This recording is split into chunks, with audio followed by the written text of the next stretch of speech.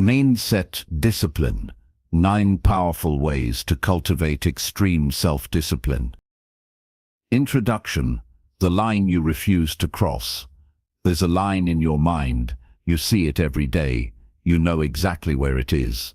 It's the place where you always stop, the invisible fence you've built inside yourself, carefully, over time, with excuses, with comfort, with hesitation. That line separates who you are from who you could be, and you know it. Somewhere in your gut, you feel the burn of it, the sting of waking up each morning and realizing you're still standing on the same side of that line, still circling around your potential like it's a museum exhibit, safe behind glass. But here's the truth.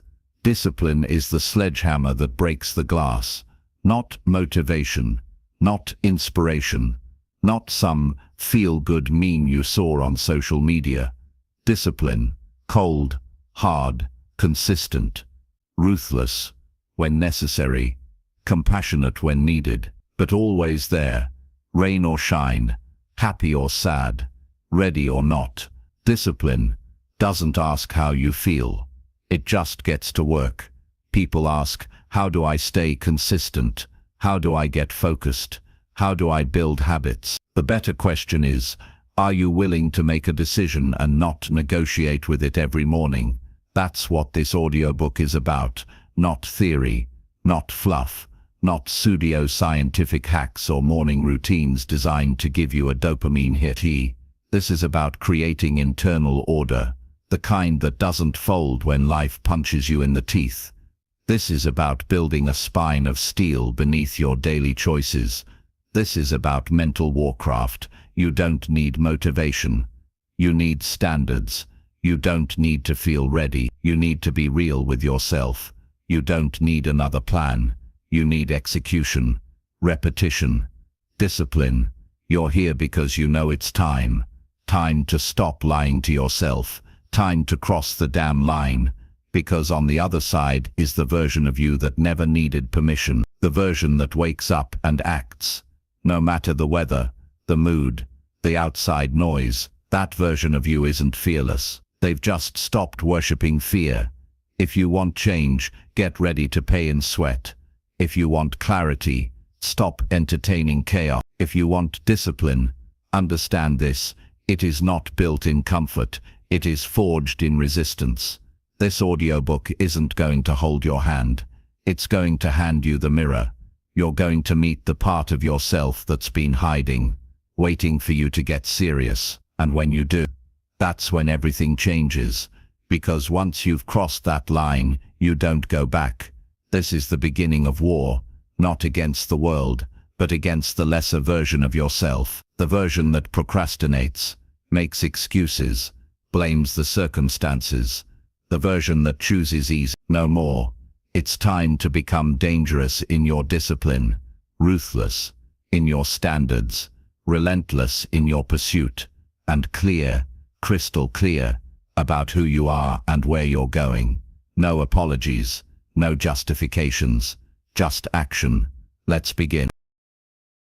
Chapter 1. Burn the Plan B. Here's the first truth you need to swallow. As long as you have a Plan B, you will never give everything to Plan A. Read that again. Every time you give yourself a back door, a cushion to land on, a just in case, you weaken your resolve. You tell your brain, it's okay to fall short. We've got something to catch us. And your brain believes it.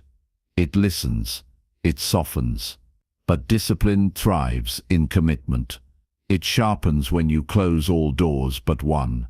Burning the bridge behind you isn't reckless. It's clarity. It's a commitment signal to your soul. No more running. No more seeing how it goes. From here on out, it's forward or nothing. Think of the people you admire, the legends, the ones who seem to move with this unshakable presence. Do you think they succeeded because they were lucky? Because they were more talented? No, they succeeded because they decided to commit when no one else would. They bet everything on themselves and refused to turn around. They didn't dabble. They didn't try their best. They went to war for what they wanted. And most of them, they didn't have a safety net. That was the point. Burning Plan B forces your brain to operate differently. It cuts off negotiation.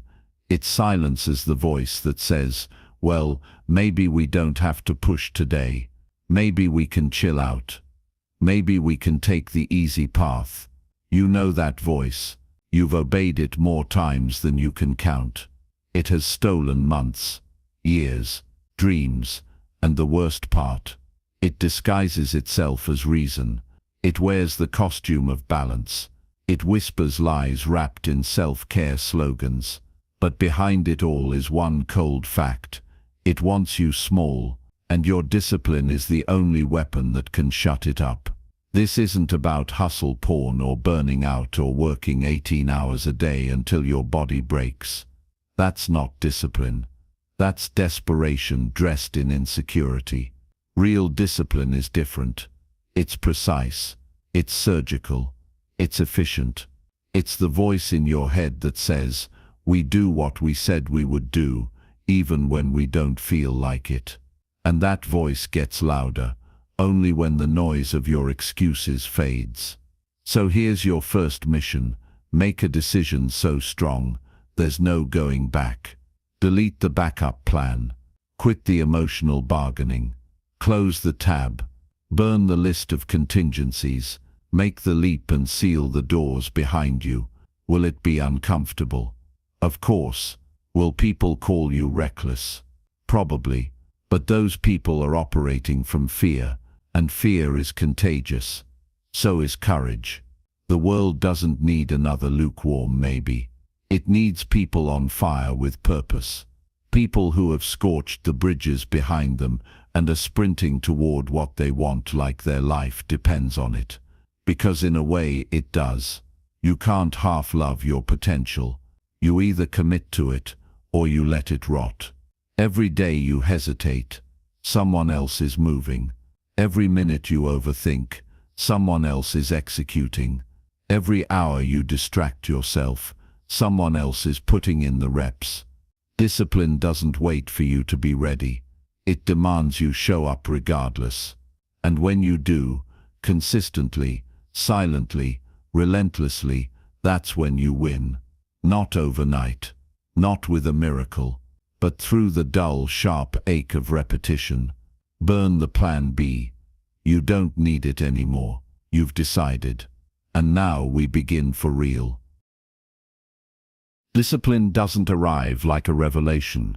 It shows up in quiet moments when no one is watching and no one is clapping. It's the decision you make when the dopamine is gone, when the initial hype has faded, and all that's left is you, your task, and your resistance. And that resistance is loud.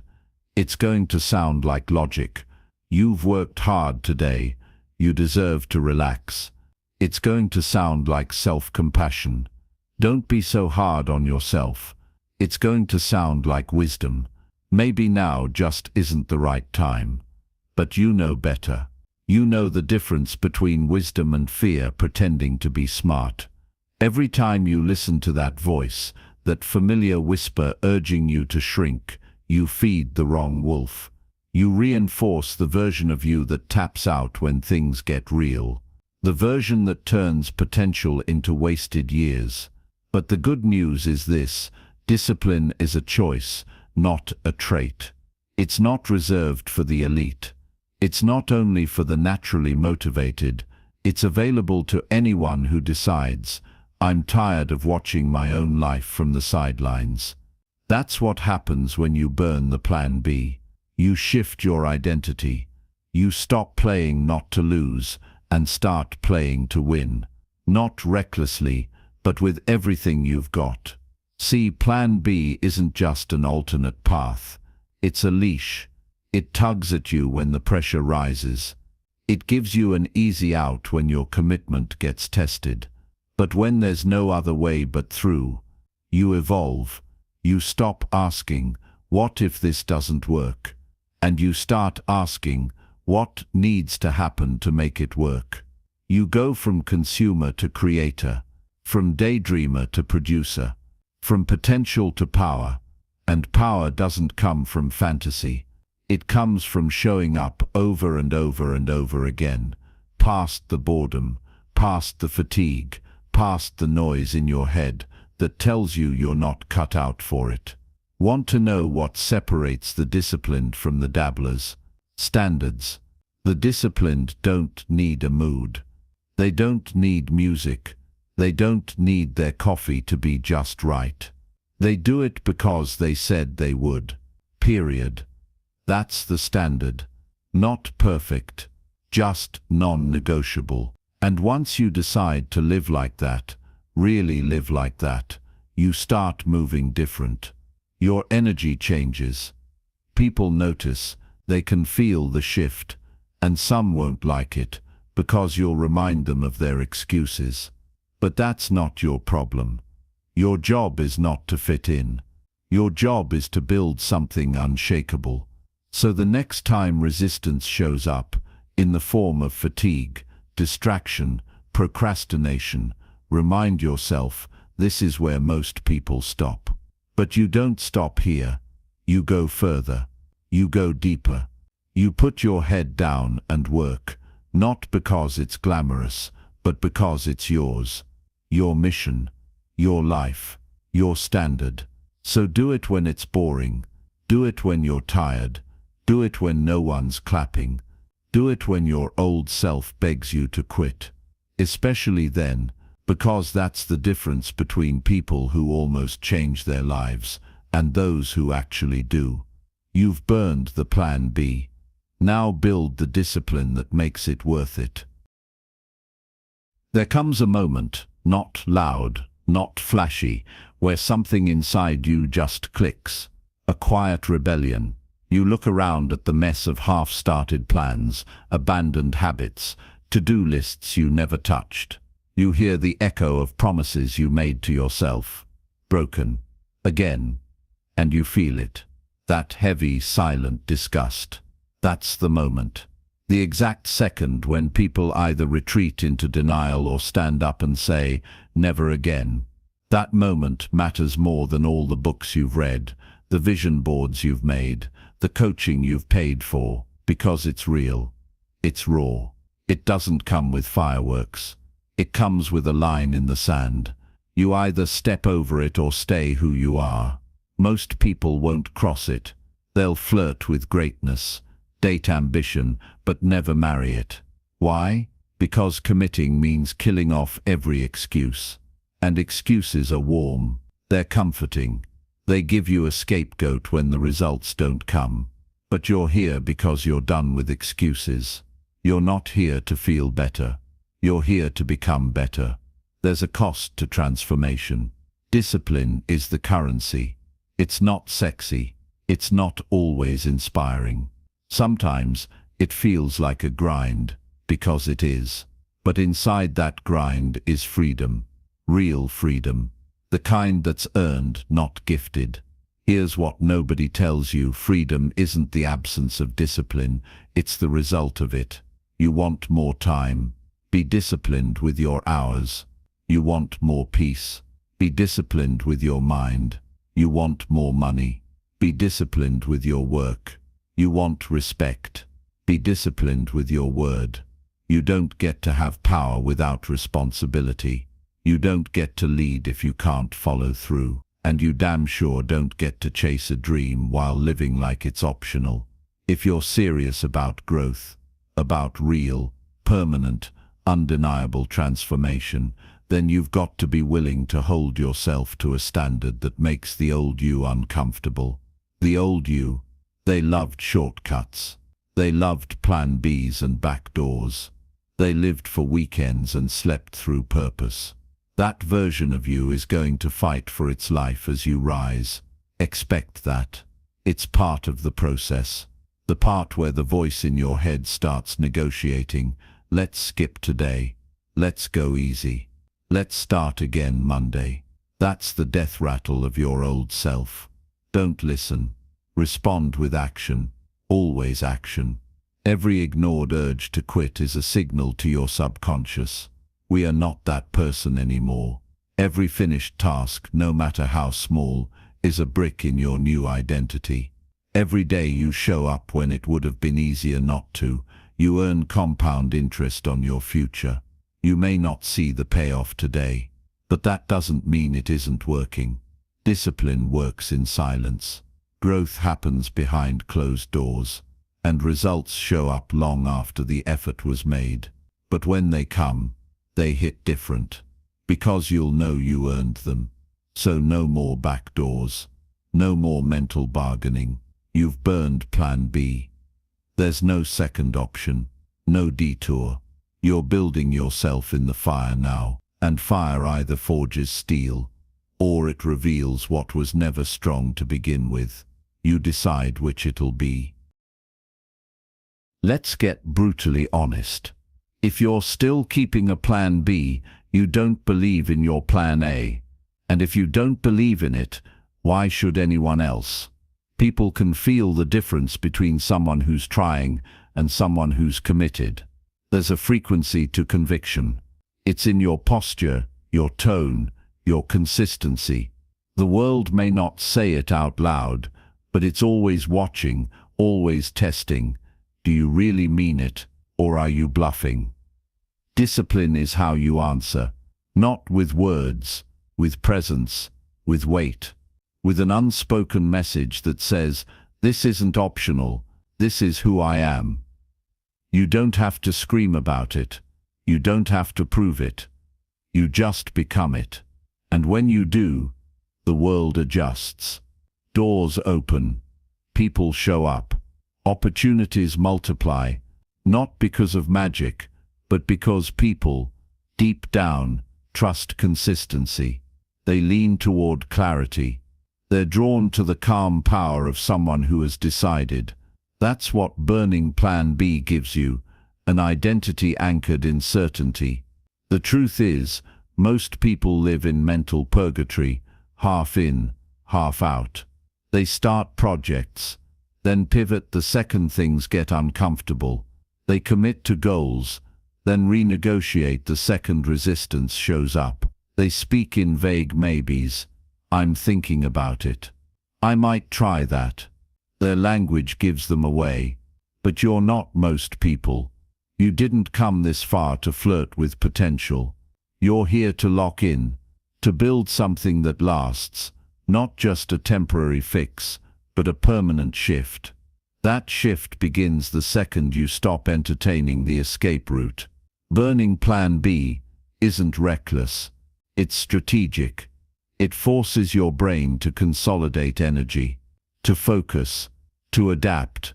Because when there's only one road, the only option is forward. Suddenly, all the mental bandwidth that was once used for weighing options, managing doubt, and entertaining excuses, it's freed up. Now you can channel it into momentum. That's when things get dangerous. That's when you become unstoppable, because you're no longer playing the mental game of what if. You're playing the real game. What now? What now do I need to execute? What now is the next move? What now can I do, even when it's hard, boring, or uncertain? The moment you start asking the right questions, the quality of your life shifts. Don't wait for external confirmation. Don't wait for applause. Don't wait for perfect timing. That's the old you talking. The new you doesn't wait. The new you wakes up and moves with purpose. You work even when your motivation is zero. You follow through, even when no one's checking. You don't explain. You dull-spend. You deliver. And that delivery builds proof. Proof rewires your belief. Belief fuels your actions. Actions compound into identity. And identity is the real game. Because once you identify as someone who doesn't back down, who doesn't entertain second options, who gets it done no matter what, you don't need tricks or hacks. You just move. That's the energy we're building here. This isn't about hype. This is about self-respect. This is about personal sovereignty. This is about mastering the only thing you can truly control, yourself. Plan B is gone, burned, dead. All that's left is the road ahead, and you finally becoming who you were meant to be. You will never rise while you're still giving yourself options to fail. Let that sink in.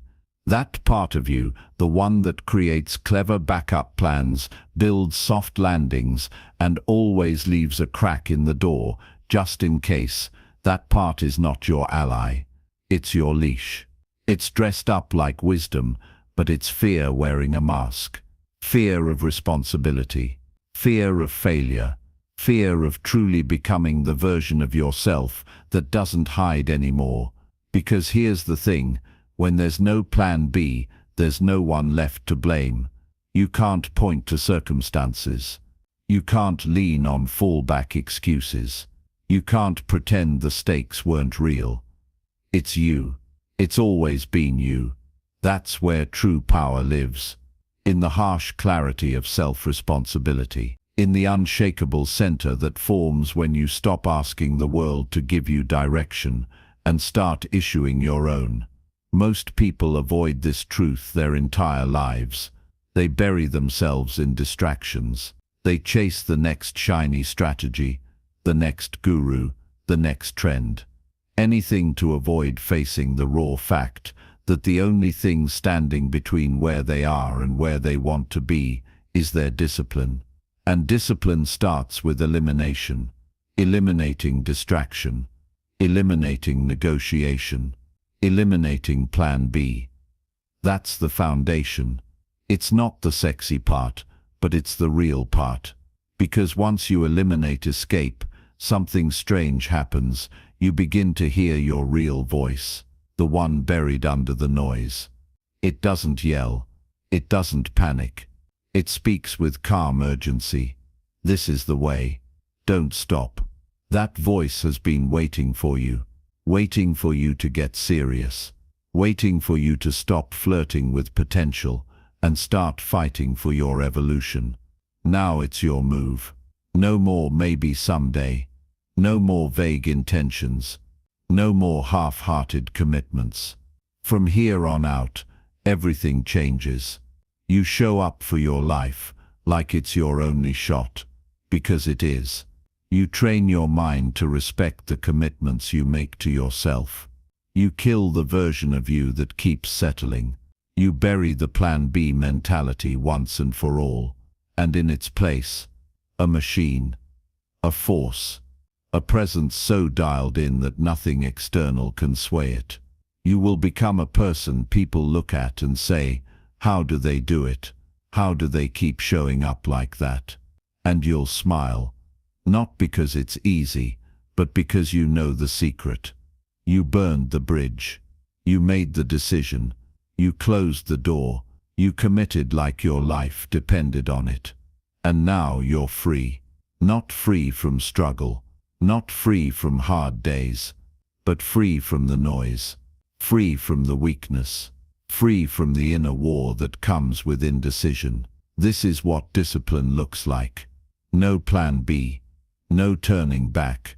No mercy for the old you. Only forward. Only fire. Chapter 2. Consistency is your edge. Consistency isn't glamorous. It's not loud. It doesn't draw a crowd. That's why most people underestimate it until they get run over by someone who's mastered it. You see, we're raised in a world obsessed with speed, quick wins, viral moments, instant success. But what you eventually learn, usually the hard way, is that nothing meaningful sticks without consistency. Because discipline without consistency is like a lion without teeth, all roar, no bite. Consistency is your edge in a world addicted to novelty. Anyone can be disciplined once. Anyone can crush it for a week, a month, even a year, but very few can show up on the days when the reward is invisible, the praise is absent, and the progress feels microscopic. That's the separation point. That's where the edge lives. Most people quit, not because they're incapable, but because they can't handle the silence, the long, dry stretches between action and outcome. The disciplined ones, they keep moving through the silence like it's part of the soundtrack, because it is. Here's the hard truth. It's not about how good you are when you're on fire, it's about how you perform when the flame dies down. Consistency is doing the thing long after the novelty has worn off. It's sticking to your word when your mood has changed. It's committing to the process when the results still haven't shown up.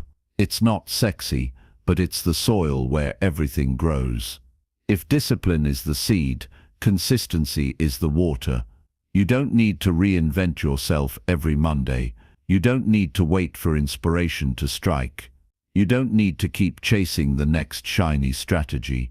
You need to pick your path and show up to it relentlessly, even when you're tired. Especially when you're tired. Because tired is the test. Tired is where character lives. It's where most people make excuses. It's where momentum dies for the average person and multiplies for the disciplined one. And here's the irony. The more consistent you are, the less effort it eventually takes. What once felt impossible becomes automatic. What once required force becomes flow. But you don't get to that point without first passing through resistance. It's a rite of passage, and most people don't make it through. They sabotage their progress because they're addicted to stimulation. They think boredom is a sign they're doing something wrong. No. Boredom is a sign you're doing it right. Consistency will bore your ego before it builds your empire. Let it, because your ego is the part of you that craves attention, applause, immediate gratification. The disciplined version of you doesn't flinch when none of that shows up. They just keep showing up. Every rep compounds, every page written, every cold call made, every workout completed, every difficult conversation initiated. It all stacks up, quietly, relentlessly, until one day your results arrive not as a breakthrough, but as a confirmation, a reflection of who you've become. The consistent ones don't hope. They prove. They don't pray for luck. They practice to win. That's your edge now. You don't have to be the smartest, the fastest, or the loudest, just the one who never stopped showing up. Let's be clear, consistency isn't a skill. It's a decision. It's not something you're born with. It's not built from motivation or genetics. It's built from resolve, grit, a no-matter-what mentality that kicks in when conditions aren't perfect, because they rarely are. You think the top 1% of performers feel like doing the hard thing every day. No. They feel resistance just like you do.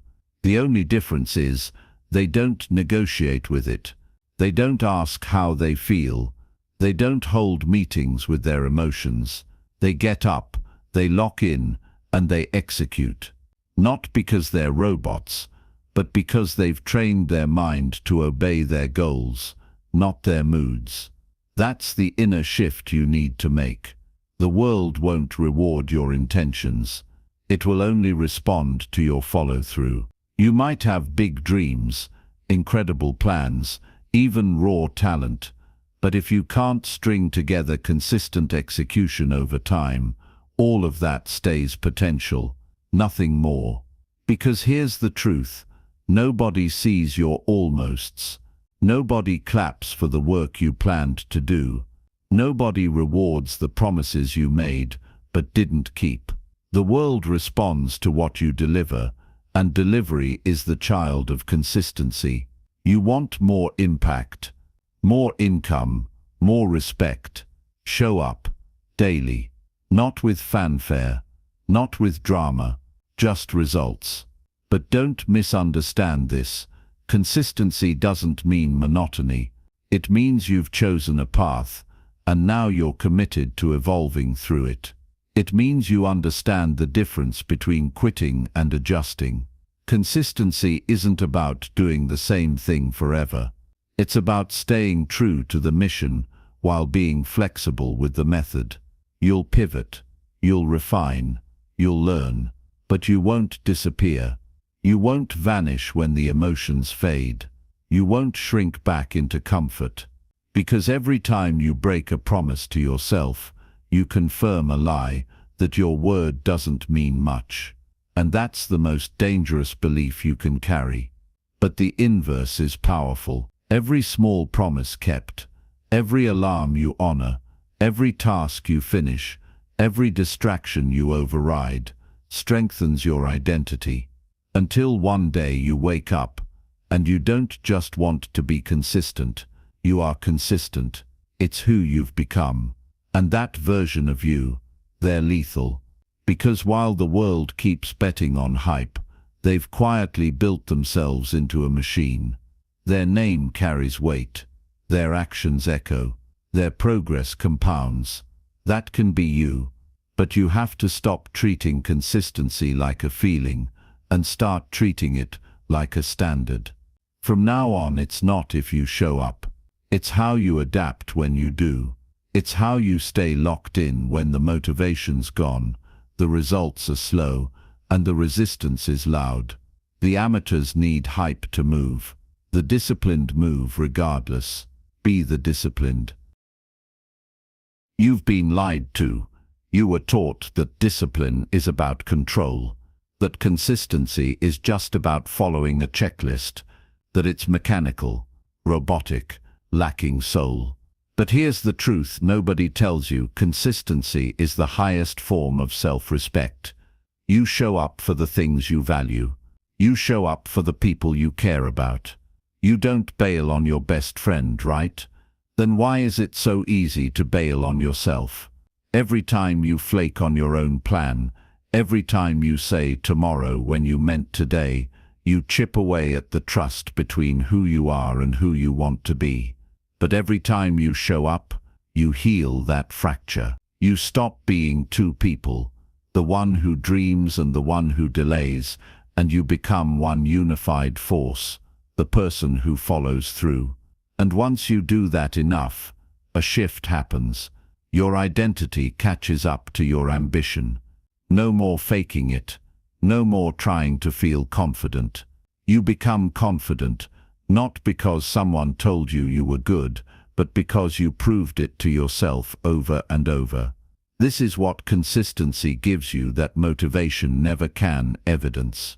You don't need to hope you'll succeed. You've got receipts. You've got receipts. You've got momentum. You've got proof. That's the edge. Momentum is everything. And here's what most people miss. It's not created in big leaps. It's created in tiny, repeatable wins. Wins that feel so small they're almost invisible, until they stack up. Until one day the compound interest of your consistency smacks the world in the face, and people start calling it talent. It's not talent, it's tempo. The ability to stay in rhythm when life tries to throw you off beat. Because it will. Your schedule will get messy. Your mood will dip. Distractions will scream for your attention. Chaos will knock on your door dressed as opportunity. And most people will open it. You won't. Because you're not driven by emotion anymore. You're powered by alignment. You know who you are. You know where you're going. And you know exactly what kind of pressure you need to apply every day to keep that train moving. You don't get high on peaks. You don't get crushed by valleys. You just keep showing up. Flatline, focused, relentless. And this is the secret sauce behind every great performer, every successful leader, every person who reshaped their life. They understood that greatness is built in the mundane, in the no one's watching moments, in the unsexy days, in the decisions no one will ever applaud. And they didn't just endure those moments, they owned them. That's where you win now. Not once, not twice, but over and over until the world has no choice but to take notice. You don't need a miracle. You need another rep. And after that, one more, and then one more. That's consistency. That's your edge. And it's unstoppable. There's something brutal and beautiful about consistency. Brutal because it will demand pieces of you that you didn't even know were soft. Beautiful because when it's done right, it doesn't just change what you do, it changes who you are. Consistency isn't about routines, it's about reconstruction. You're not just stacking reps. You're tearing down the fragile, reactive, easily distracted version of yourself and building something that lasts. Something solid, something unshakable. Most people can't do this because they're addicted to novelty. They need a new trick, a new method, a new morning ritual every few weeks just to stay engaged. They don't want discipline, they want stimulation. But consistency doesn't cater to your feelings. It demands your submission. It asks a simple question: can you show up when no one is watching? That's the test. That's always the test. Because everyone wants the reward, everyone wants the breakthrough, but few want the boredom, the grind, the lonely labor of the day-in, day-out march that forges real momentum. Consistency feels like repetition, until it suddenly feels like mastery. And you won't see it coming. One day you'll wake up, and the thing that used to drain you, you'll crush it before breakfast. The habit that once took willpower to maintain, it'll run on autopilot. The standards you once had to fight for, they'll be embedded in your DNA. That's the part nobody tells you. The compounding power of consistency isn't just in results, it's in identity realignment. You begin to see yourself differently. You start trusting your own word. You stop chasing short-term highs, because the long game has become your new drug. You don't just show up anymore, you expect yourself to. And that expectation is power, because people rise or fall to the level of their standards. When your standard becomes, I show up every day no matter what, the game changes. Suddenly, other people's inconsistency doesn't shake you. The chaos of life doesn't derail you. You don't fall off track when things get messy. You become the track, the thing everyone else holds on to when everything else is slipping. That's the reward for discipline multiplied by consistency. Presence. The ability to operate in storms. The calm inside the hustle. The fire that burns steady, not just hot. That kind of presence gets built when you say yes to your purpose. Every day, regardless of applause, reward or recognition. That kind of presence becomes magnetic. People feel it when you walk in a room. They sense it in your posture, your energy, your silence. You don't need to announce yourself because your discipline has already spoken. Consistency is the quiet force that builds giants in the shadows. You want to lead. Start showing up like a leader before anyone claps for you. You want success. Start living like someone who has it, not in money, but in mindset. Because the truth is, most people don't fail because they're inconsistent. They fail because they never gave consistency a long enough runway to take off. But you're not most people. You've got fire, you've got clarity, you've got direction. Now you've got one job. Stay in motion. Chapter 3. Radical Responsibility. Everything in your life is your fault. Let that settle for a moment, not in a shame-filled, guilt-ridden way, not as punishment, but as power. Because until you accept full ownership of your choices, your habits, your reactions, your outcomes, you're living in someone else's game, someone else's rules, someone else's timeline. Radical responsibility means the excuses die here. No more blaming your parents. No more pointing fingers at your boss, your past, your genetics, your environment, your ex, or your bad luck. That game is over, because the second you blame, you hand your power away. You give up the one thing that can actually shift your life, your ability to choose different. And yes, life will throw you chaos you didn't cause, but how you respond, that's yours. Always. Discipline begins with owning that truth. You don't get to control the weather, but you damn sure control whether you show up and work in the storm. You don't get to decide what pain hits you, but you decide what story you tell yourself about that pain and what you build with it. Responsibility isn't sexy. It doesn't trend. It doesn't earn sympathy, but it earns freedom. Because when you accept full control over your reaction, your effort, your habits, you stop waiting for the world to fix itself. You stop waiting for conditions to be right. You stop negotiating with reality. You move. You take action. You adjust.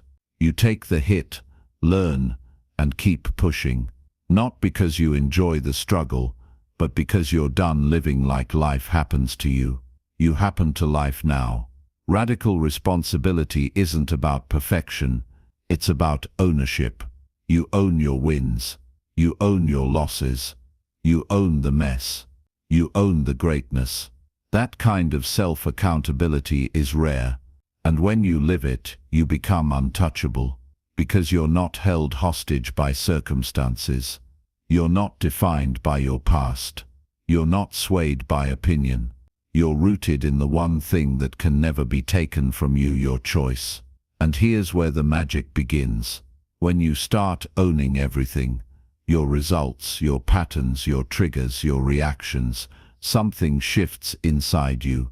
That victim voice, the one that wants to moan and point fingers, it dies. Slowly, quietly. And what replaces it is fire. The fire of knowing that no matter what happens, you're not going to break. You'll adjust. You'll adapt.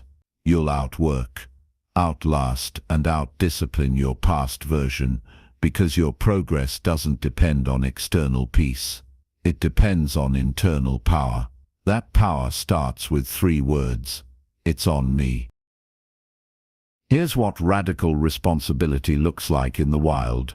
You miss a deadline? It's on you. You're not getting results? It's on you. You're overwhelmed, distracted, behind on everything.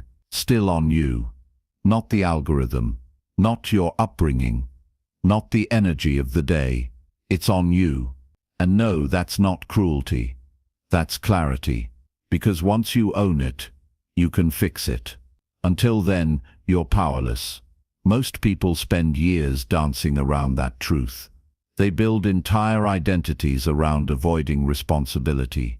They get addicted to victimhood. It's safer there. It's easier. You get to tell the story without doing the work. But safety is a lie. Because while you're hiding from responsibility, your power is wasting away. Your time is leaking. Your potential is starving. Responsibility is uncomfortable at first, but then it becomes your edge. Because once you fully own your role in every outcome, even the ugly ones, you unlock the freedom to do something about it. You stop waiting. You stop blaming. You start building.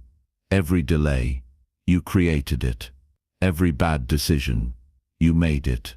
Every weakness, you allowed it. And that means you can replace it. Let this sink in. The moment you shift from, "Why is this happening to me?" to "What can I do about this?" you've already won.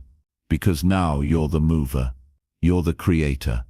You're in the driver's seat. And discipline thrives in that seat. Because discipline doesn't wait for the world to bend in its favor. It bends itself to match the mission. Want to change your health? Stop waiting for the perfect routine. Own your habits. Want to grow your income? Stop waiting for someone to discover you. Own your skills. Want to repair your relationships? Stop waiting for apologies. Own your part. This isn't about being hard on yourself. It's about being honest. The world doesn't reward sensitivity. It rewards standards. The world doesn't listen to intentions. It responds to action. You can talk about accountability, or you can live it. Radical responsibility is about becoming the kind of person who looks in the mirror and says, "This is mine, all of it." And that's a good thing, because now, finally, you're in control. Let's kill the illusion once and for all. Awareness is not enough. It's not power, it's potential. And potential unclaimed is just wasted energy. You can read every book, listen to every podcast, sit in every seminar, but until your awareness turns into action, you're just a spectator with good intentions. Responsibility demands execution. Not someday, not later, not when things settle down. Now, because life doesn't wait for you to feel ready. It tests your commitment with chaos, stress, fatigue and failure. And when you move anyway, when you act in the face of all that, that's where the shift happens. That's where ownership becomes identity. Taking responsibility isn't about shouldering guilt. It's about claiming your power. It's about stepping into the role of the architect, not the bystander, not the victim, not the critic in the cheap seats. It's about becoming the builder. So you stop saying, "Why does this always happen to me?" and start asking, "What pattern am I repeating that allows this?" You stop saying, "I just need a break," and start asking, "What structure do I need to create so I don't burn out again?" You stop saying, "That's just how I am," and start asking, "What part of this story am I keeping alive because it's comfortable?" This is what real growth looks like. Not pretty, not perfect, but raw, intentional, relentless. And the more responsibility you take, the more dangerous you become, because there's no one left to blame, nothing to hide behind. You own your outcomes. And when you own them, you can upgrade them. That's what the undisciplined never understand. They think freedom is being able to do whatever you want, whenever you want. But the truth? That's slavery to impulse. Freedom is being able to choose who you become, to design your day, your mind, your mission, to move with intention, not addiction, to act with clarity, not emotion. And that kind of freedom only comes through ownership. No more, maybe someday. No more, I'll try. No more, I'm just figuring it out. You're done figuring it out. You're building it. With your actions, with your discipline, with your decision to stop explaining and start executing. This is your time. Own the whole damn thing. Here's the irony no one talks about. Most people think responsibility is a burden, but the real burden, living at the mercy of everything else, being reactive, blaming traffic, the weather, your boss, your upbringing, your mood, constantly shifting, explaining, defending, it's exhausting. You think it's lighter, but it's not. It's weight that drags quietly, but relentlessly. It shows up in anxiety, in procrastination, in the quiet guilt that creeps in at night when the noise dies down and the mirror is all that's left. You know the voice, the one that whispers, "You could be more if you'd just stop running." That voice doesn't want you perfect. It wants you honest. Because the minute you stop running from responsibility, the minute you face it full on, something incredible happens. The noise dies, the guilt fades, and what's left is clarity, clear effort, clear alignment, clear power. Responsibility doesn't weigh you down. It sets you free. Free from excuses, free from emotional debt, free from the quiet fear that you're not living up to your potential. And most of all, it makes you trustable. When you live with radical responsibility, people notice. They don't have to ask where you stand. They feel it in your presence, in your punctuality, in your posture, in the way you carry your work, your time and your word like sacred ground. You become rare. You become the person who doesn't flinch under pressure, who doesn't fold when things go sideways, who doesn't need reminders, hand-holding, or constant motivation. You lead yourself. And when you lead yourself, you can lead anything. Your career, your health, your business, your circle. That kind of discipline isn't loud. It's steady, rooted, dangerous in the best way. And if you ever wonder if it's worth it, remind yourself of this. You're not here to impress. You're here to build, to stack days, to gain ground, to become the one who shows others what's possible when you stop outsourcing your power. So if you've made mistakes, own them. If you've dropped the ball, pick it up. If you've been hiding, step out. It's never too late to take full command of your life, but it will always be too early to keep waiting. Radical responsibility isn't the end. It's the beginning of everything you've been waiting for, and everything you're now ready to become. Own it. All of it. Then move. Chapter 4. Turning resistance into fuel. Resistance is not your enemy. It's a compass, a signal, a flare fired from the core of your potential, showing you exactly where to go. The problem: most people run the moment they feel it. They interpret resistance as a warning sign. This feels hard. Maybe it's not for me. That feeling means it's exactly for you. The greater the resistance, the more vital the task. Every goal that matters will come wrapped in resistance. Every next level of your life will be guarded by that familiar friction in your chest, your mind, your gut. The voice that says, "Not now, you're not ready. What if you fail?" That voice is not truth.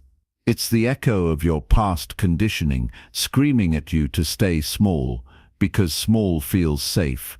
But you didn't come here to play safe. You came to build something solid, to become someone unshakable. And that means resistance isn't a barrier, it's a signal you're moving in the right direction.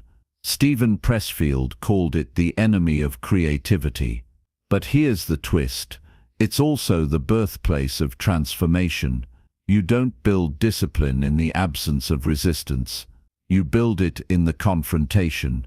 Every rep you push through when your body says stop. Every task you complete when your mind says rest. Every boundary you hold when your emotions beg for comfort. That's where you sharpen. That's where identity is forged. Resistance isn't the thing that breaks you unless you let it be. It's pressure. And pressure, when harnessed, creates diamonds. But you have to flip the mindset. Stop trying to avoid resistance. Start seeking it. Invite it to the table like a training partner. One whose job is to make you uncomfortable. Not because it hates you, but because it knows what's coming next. Progress. That unease in your stomach. The delay before you start. The dread before the workout. The task, the conversation. All of it is a doorway. And most people stand outside the door forever. You kick it in. Not with force, with frequency. You show resistance, it doesn't own you anymore. Because here's the truth. If you only work when it feels easy, you'll never cross into greatness. You'll stay in the loop. The comfort zone. The identity you've outgrown. But once you realize resistance isn't a wall, it's a threshold, you move through it. And on the other side, power. Precision, peace. Not the peace that comes from avoiding life, the peace that comes from dominating it on your terms. Resistance doesn't always show up with sirens and bold letters. No, it's subtle. It's clever. It wears costumes. Sometimes it looks like procrastination. Sometimes it feels like overthinking. Sometimes it whispers in the voice of reason. Let's wait. Let's do more research. Let's make sure it's the right time. But it's not logic, it's fear, dressed in professionalism, caution, self-care. And here's what separates the disciplined from the average. The disciplined recognize the costume. They see the hesitation, the urge to delay, the pull toward easy, and they attack it, because they know one thing. The moment resistance appears, it's a green light, not a red one. This feels hard. Good. Lean in. I don't want to do this right now. Perfect. That's the rep. They move toward the pain. They practice discomfort. They do the thing specifically because it's uncomfortable. And that creates separation. Not after years. Instantly. Because most people don't want this smoke. They're addicted to ease. Conditioned for safety. Trained by algorithms, ads and dopamine to avoid friction at all costs. But you know better. You know that every ounce of greatness lives behind friction. Every meaningful transformation you've ever gone through, physical, mental, emotional, came with pain, stretch, tension. And that tension, that's the forge. That's where new habits are born. Where new identities are sculpted, where discipline stops being a goal and becomes a reflex. But it only works if you stay in the heat. And most people can't. They flinch. They run. They negotiate their way out with words like balance, ease, alignment, when what they really mean is avoidance. Balance is a myth if it costs you growth. Ease is a trap if it dulls your edge. Alignment is useless if it's an excuse for stagnation. Here's the better way. Use resistance as your North Star. Wherever it shows up, go. Whatever feels uncomfortable, do.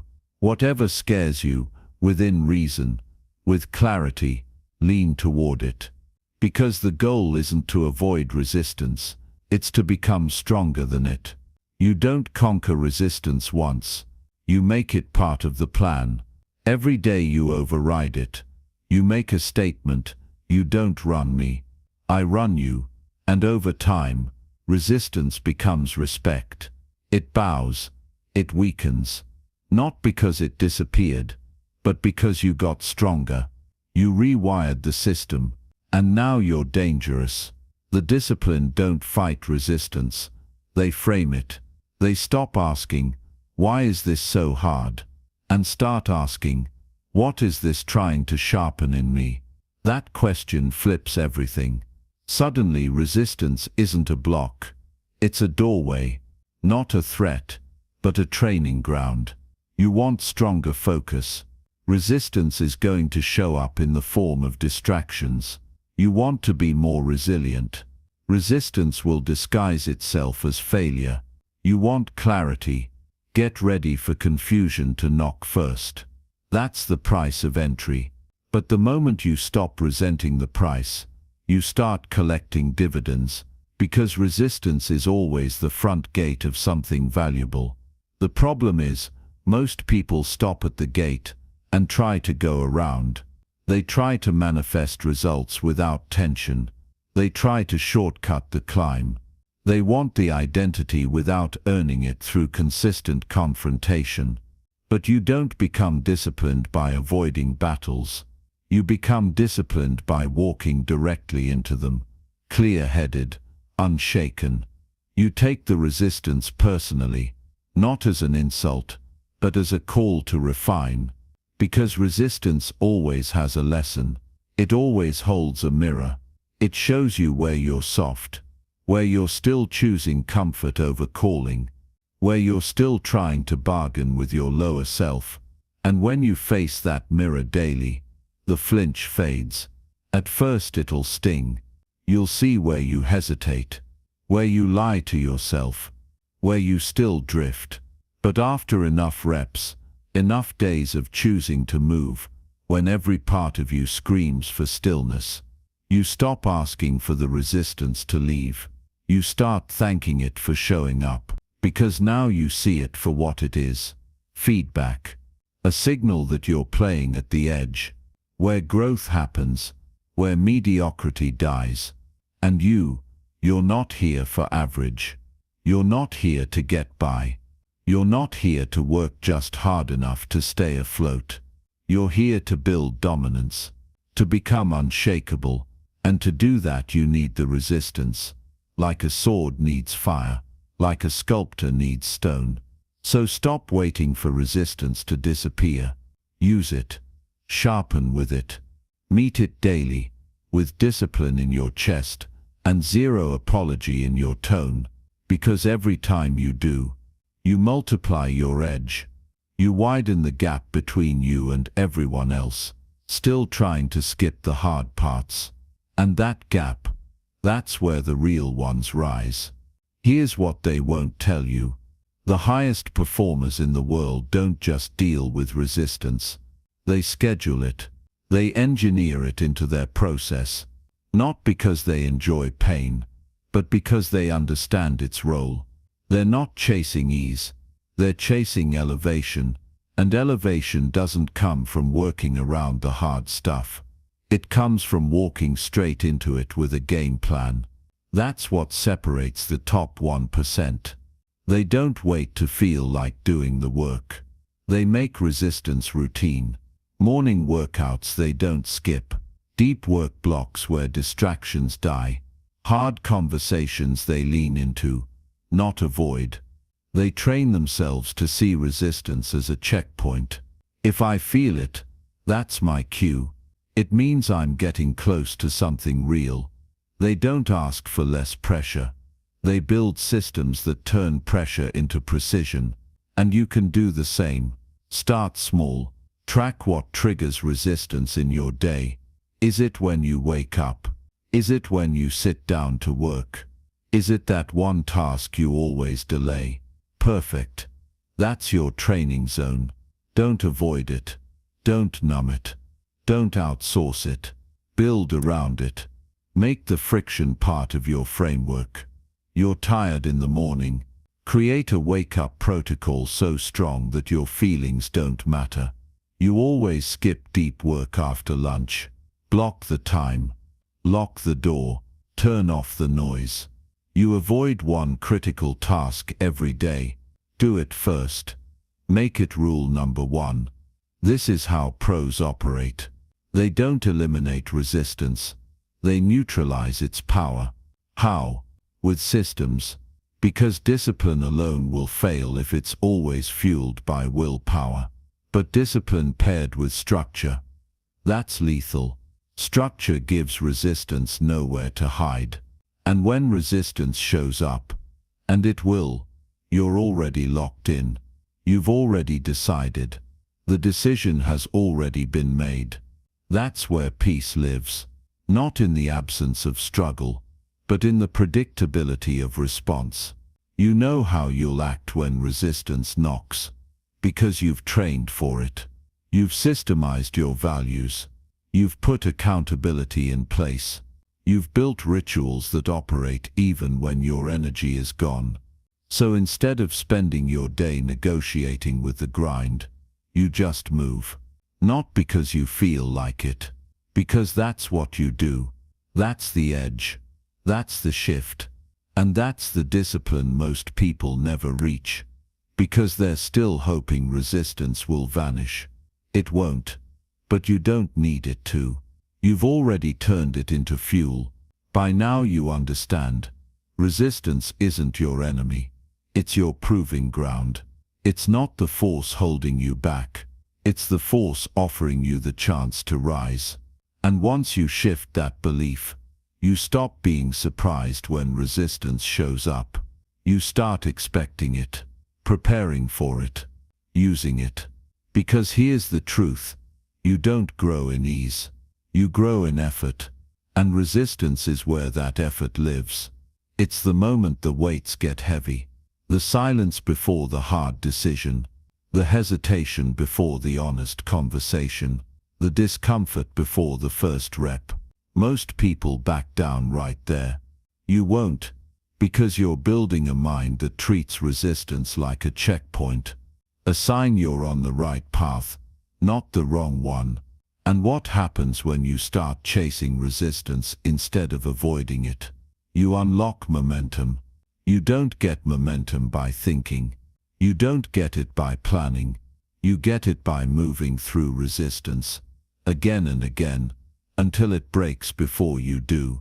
And suddenly the reps you once dreaded become automatic. The tasks that used to paralyze you become part of your rhythm.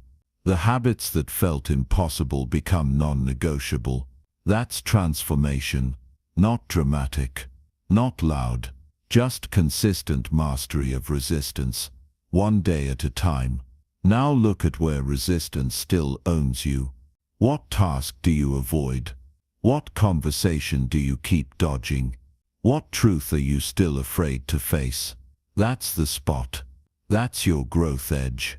That's the part of your life that's been waiting for you to stop hiding and start confronting. Don't flinch. Don't delay. Don't overthink. Move toward it.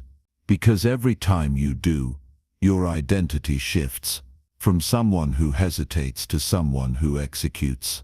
That shift is permanent if you make it consistent. And once it becomes who you are, resistance won't even feel like resistance anymore. It'll just feel like the signal that it's time to get to work.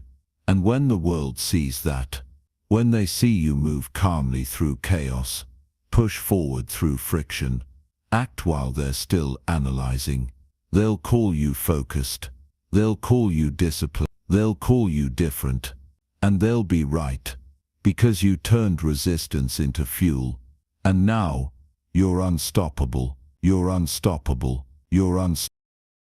Chapter 5. The Power of Silence and Stillness. In a world addicted to noise, silence is rebellion, not just silence in your environment, silence in your mind, silence in your reactions, silence in your decisions. That kind of stillness, that's where elite discipline begins. Most people fear silence because it reveals too much. Without noise, they're forced to face their truth, their hesitation, their contradictions. So they drown it with podcasts they don't listen to, with social scrolls that numb, with endless input, pretending it's research when it's just escape. But you're not most people. You don't fear the silence. You use it. You enter it like a fighter steps into the ring, focused, alert, dangerous, because silence is where the work begins. It's where clarity is born. It's where the mission speaks without shouting. Most people look for more information. You need more integration, because you already know what needs to be done. You've known. The resistance, the noise, the chaos, that's just static. And silence cuts through static, like a blade. The disciplined know this. A still mind is a sharp weapon. It's not lazy, it's loaded. Stillness isn't weakness, it's preparation. It's how you observe. It's how you recalibrate. It's how you separate what's urgent from what's important. Without stillness, you stay reactive. You confuse movement with progress. You become a machine running on anxiety and call it ambition. But ambition without presence is how you burn out. Stillness gives you presence, and presence gives you power. It doesn't mean you don't move. It means when you do, you move with precision. You hit cleaner. You choose sharper. You waste less. You protect your energy like it's the most valuable currency on earth, because it is. That's the difference between performers who peak and performers who last. The ones who last are still. They're not the loudest in the room. They're not posting every step. They're not seeking validation in every action.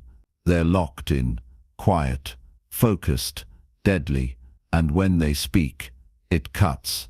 When they move, it lands. When they choose, it's final. That kind of clarity isn't found in chaos.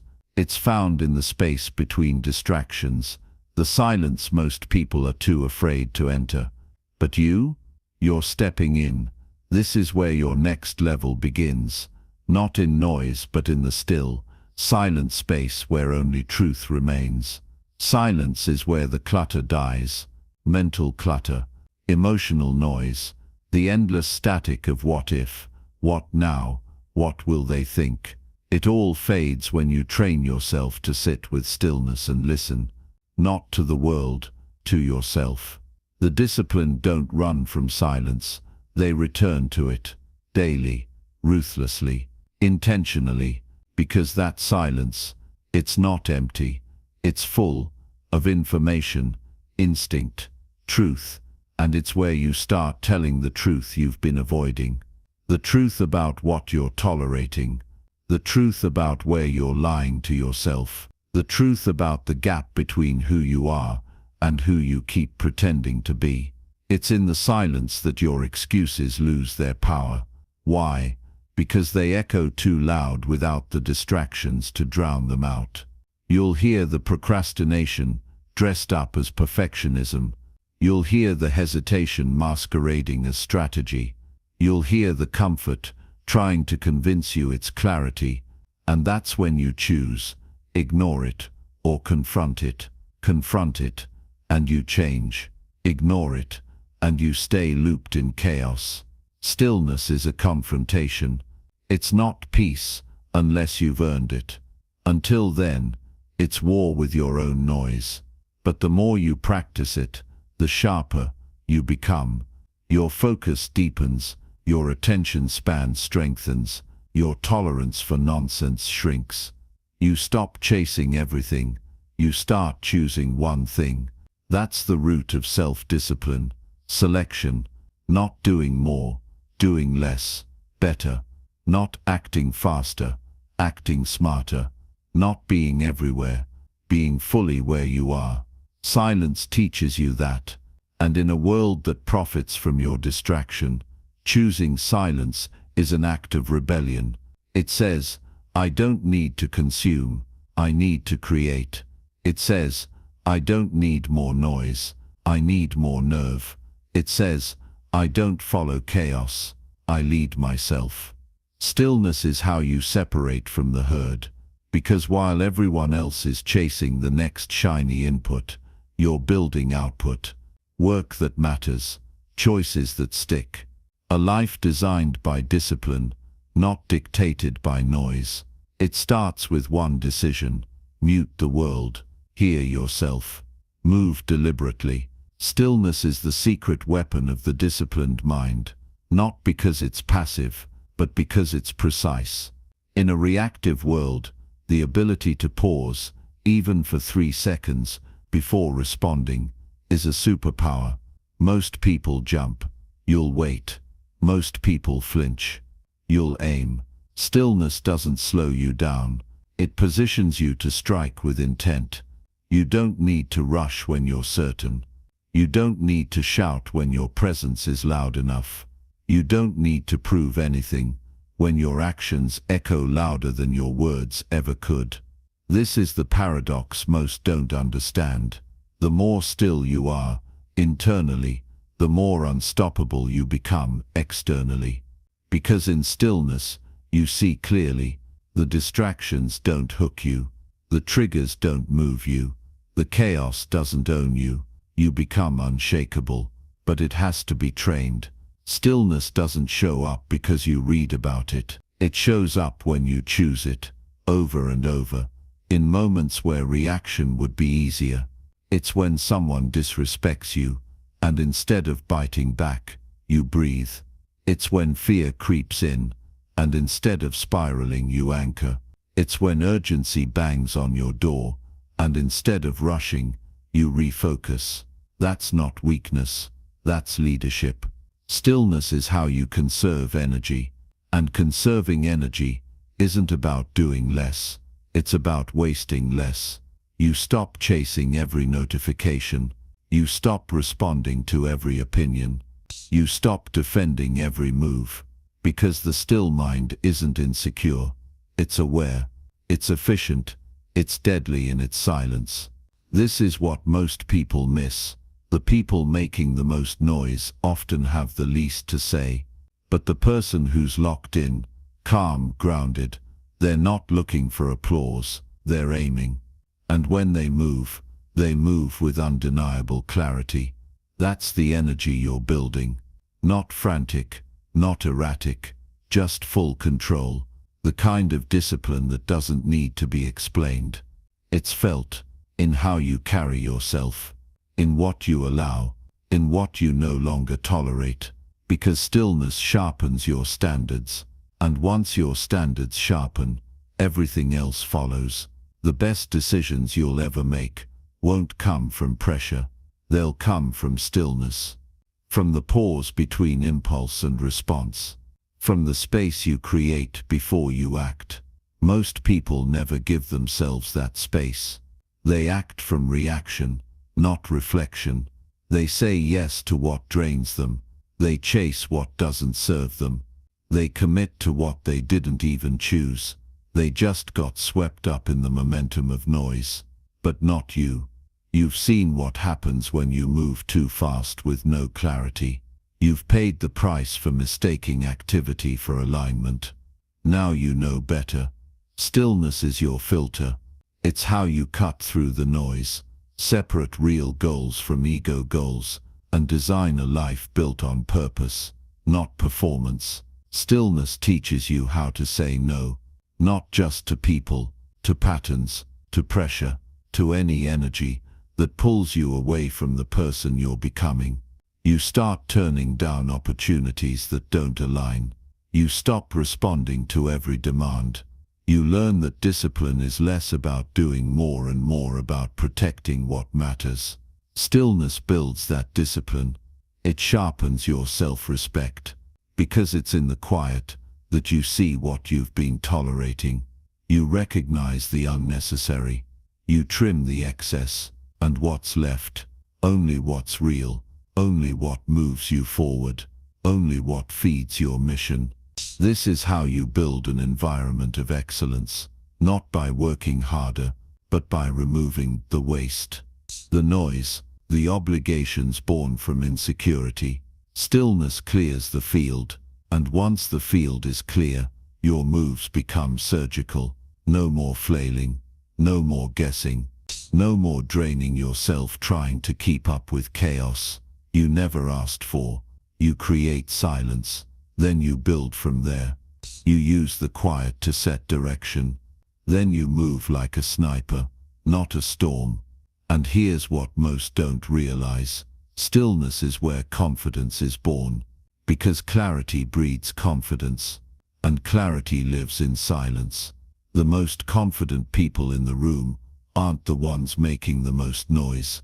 They're the ones who've sat in silence, confronted their own chaos, and came out with a plan. Now they don't need to prove, they just perform. That's you now, not reactive, not scattered, just centered, ready, disciplined. This isn't about meditation. This isn't about mantras or spiritual fluff. This is about mental weaponry. Stillness isn't a retreat, it's a recalibration. It's how warriors reset before stepping back into battle. It's how creators protect their energy before pouring it out. It's how leaders lead themselves before they try to lead anyone else. Stillness is the foundation of sustainable aggression. Anyone can go hard for a day. Anyone can grind through adrenaline and chaos. But the disciplined, they know how to stop, breathe, listen, reset, lock in. Stillness is what makes your intensity intentional. It makes your energy measured. It makes your execution ruthless, but never reckless. The undisciplined panic in pressure. They explode. They spiral. They need movement just to feel like they're not being left behind. But you understand that stillness doesn't slow you down. It prepares you, because if your mind is frantic, your results will be scattered. If your thoughts are noisy, your actions will be erratic. If your day starts in chaos, it ends in confusion. Stillness kills confusion. It gives you a clean place to build from. to return to when things get heavy, to measure yourself against, not the world, not your past, but the real you, and the real you. They don't react to pressure, they command it. They don't chase validation, they embody standards. They don't need to make noise, because their life is doing the talking. Silence sharpens that. Stillness reinforces it. And when you pair that calm with consistency, responsibility, and the ability to move through resistance, you become a force most can't explain. You won't be loud. You won't need hype. You won't beg for permission. You'll just move, in total command. Clear, confident, calculated, and calm even when the whole world is shaking. Because you've built your discipline in silence. And now it speaks for you. It speaks for you. It speaks. Chapter 6. Boundaries are standards in action. Discipline doesn't just show up in how you start your day. It shows up in what you allow. Because what you allow is what you're training your environment to expect from you. And over time, that becomes your identity. That's why boundaries matter. Not as defense, as definition. Boundaries aren't walls. They're filters. They're signals that say, this is who I am. This is what I allow. This is how I operate. Without boundaries, your energy leaks. Your time gets stolen. Your focus dissolves. Your standards blur. People think being disciplined means grinding through work, but real discipline, it's saying no. It's protecting your priorities with the same intensity you use to pursue them, because every yes you give is a no to something else. And if you don't protect your yes, you'll end up living someone else's life. That's what happens when you move through life without internal boundaries. You respond instead of lead. You react instead of choose. You accept what's given instead of demanding what's aligned. The most dangerous person in any room is the one who's clear on what they will and won't tolerate, and honors that clarity with consistency. They don't flinch when people push. They don't fold when guilt shows up. They don't apologize for guarding what matters. Because they understand this truth: if you don't enforce your boundaries, no one else will. This isn't about being hard. It's about being clear. It's about knowing the line between what elevates you and what drains you, and having the courage to enforce that line, not with anger, not with arrogance, but with non-negotiable clarity. That's what boundaries really are. Your internal standards made visible to the world. They don't need to be shouted. They don't need to be explained. They just need to be kept. Because when you keep them, people learn, they adjust. They either rise to meet your level or they fall away. And both outcomes serve your mission. That's not cruelty. That's alignment. And alignment is where discipline thrives. Let's get clear on something. You're always teaching people how to treat you. Every time you allow disrespect, you train them it's tolerated. Every time you respond to chaos, you reinforce its place in your space. Every time you say yes when you mean no, you show them your values are negotiable. Boundaries aren't selfish, they're essential, because if you're always available, always reachable, always saying yes to maintain peace, you're choosing peace outside, at the cost of war inside. And that trade, that's slow suicide to your potential. Disciplined people know this. Protecting your energy is not about isolation, it's about prioritization. You're not cutting people off. You're cutting off access to distraction. You're choosing environments that match your ambition. You're choosing conversations that sharpen, not soften you. You're choosing tasks that compound, not deplete. And every boundary you hold becomes a vote for the future you're building. This isn't just about people. It's about habits, inputs, thoughts.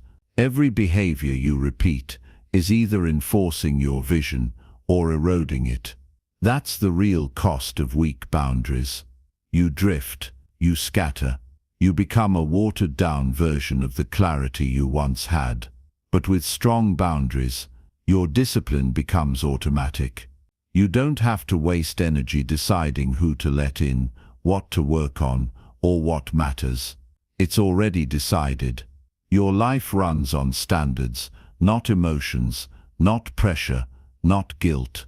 And when someone violates your boundaries, you don't explain, you adjust their access. Not out of ego, out of principle. Because once you realize how valuable your time, focus and peace truly are, protecting them stops feeling harsh. It feels like integrity. Boundaries aren't about pushing people away.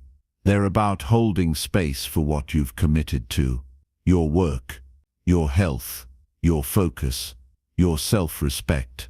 The world isn't going to hand you that space. You have to take it. And the moment you do, everything around you and within you will shift. Most people think boundaries are limits. They're not. They're amplifiers. They don't restrict your power. They focus it. They don't fence you in. They clear out the noise so you can move with force. Because when you have clear boundaries, you eliminate decision fatigue. You stop wasting time debating what's a yes or no. You stop draining energy on conversations that should have ended months ago. You stop explaining yourself to people who've already shown they don't respect your standards. That's the shift. Your life becomes structured around what matters, and what doesn't enter. You guard your mornings. You defend your time. You say no with zero guilt, because your yes now carries weight. Every time you enforce a boundary, you reinforce who you are. You build identity, not from goals but from behavior. And the behavior is this: I choose what gets access to me. That's the energy the undisciplined can't hold. They say yes because they're afraid to offend. They people please because they're starving for approval. They avoid conflict because they've never learned to stand still in discomfort. But you're different now. You're not playing to be liked. You're playing to be clear, to be focused, to be fully aligned with your mission. That alignment requires pruning. People, habits, obligations that used to matter, but don't anymore. And letting go doesn't make you cold. It makes you exact. Discipline requires exactness. It requires clean boundaries that say, this is my deep work block. Don't disturb me. This is my recovery time. I'm not available for last-minute drama. This is my standard. Meet me here, or don't meet me at all. And you don't apologize for it. Because boundaries aren't requests. They're rules of engagement. The moment you start treating them that way, the game changes. People will either meet you at your level, or they'll remove themselves. Either way you win, because what's left is focus, space, peace, progress. And every boundary you hold builds the one thing most people can't fake: self-respect. You can't be elite and accessible to everyone. That's the uncomfortable truth most won't accept. They want growth and approval, focus and constant interaction, discipline and open-door availability. But every yes has a price, and at a certain level, that price is your potential. That's where boundaries step in, not to make you cold, but to make you precise. Because clarity doesn't happen in chaos. It happens in structure, in rhythm, in environments you engineer, not environments that hijack you. You don't owe the world unlimited access. You owe your mission, your full presence. And that means fewer open tabs, fewer reactive texts, fewer unnecessary check-ins that keep you busy but unfocused. Let's talk strategy. What does a real boundary look like in practice? Blocking your calendar for focus and honoring that block like a non-negotiable meeting. Creating systems that guard your time so you don't have to explain your no. having pre-decided rules. I don't check my phone before 10 a.m.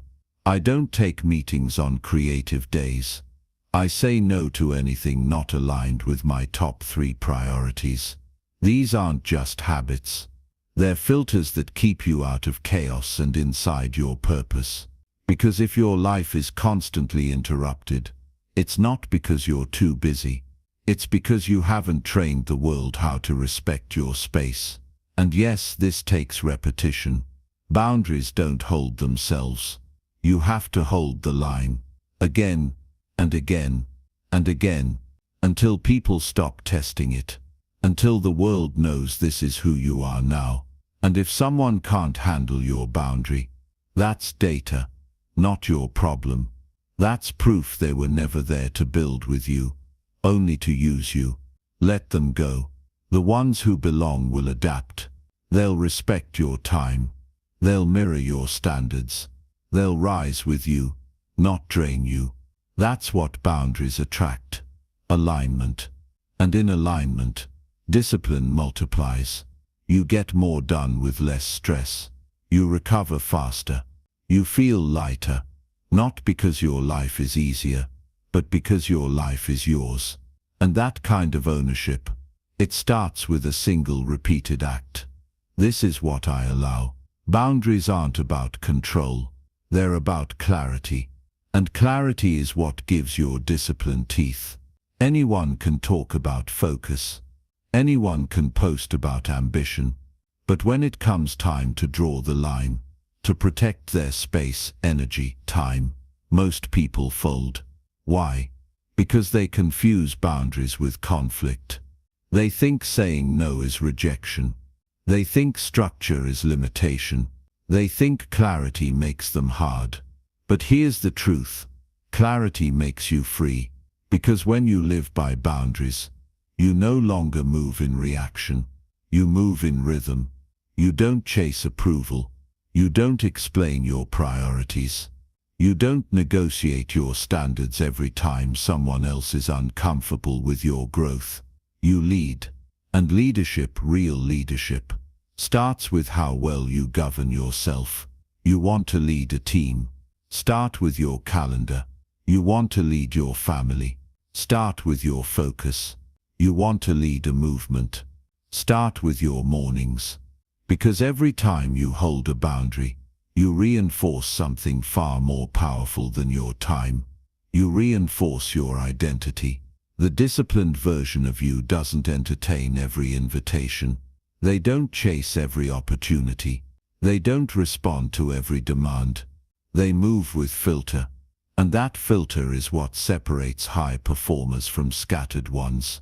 Boundaries make your yes potent. Because people know when you speak, act, commit, it means something. You're not trying to be everywhere. You're not trying to be everything. You're trying to be effective. That's what boundaries protect. Effectiveness. They're not armor to hide behind. They're alignment tools. And the more you honor them, the more you realize you don't have to say more. You don't have to prove more. You don't have to chase more. You just have to enforce what matters. And when that becomes your default, when protecting your peace, your time, and your mission becomes normal, that's when discipline becomes effortless. Because now your entire life is built to support your highest standard. And that life, it doesn't tolerate chaos. It doesn't beg for permission. It doesn't collapse under pressure. It holds the line and invites the world to rise or move on. That's real discipline. And it starts with a simple truth. What you allow continues. So make your boundaries loud, even if your words stay quiet. Because your standards, when enforced, will speak for you. Will speak for you. Chapter 7. Identity is the foundation of discipling. You don't need more motivation. You need a new identity. Because behavior always follows belief. You can set goals, stack habits, download planners, but if your internal identity still whispers, "This isn't who we are," you'll sabotage every step. That's why the undisciplined don't stay consistent, not because they're lazy, but because they're living in conflict.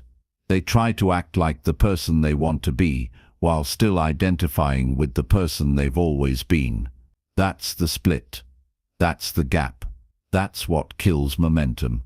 Until you change your identity, your discipline will always feel like effort, not expression.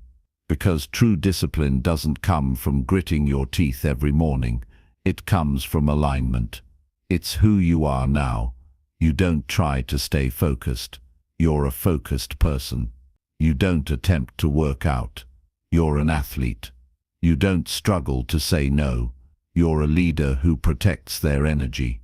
It's not ego, it's architecture. You're building a mental framework that makes discipline feel natural, automatic, integrated. Not because life gets easier, but because you've changed the role you play in it. Think about it.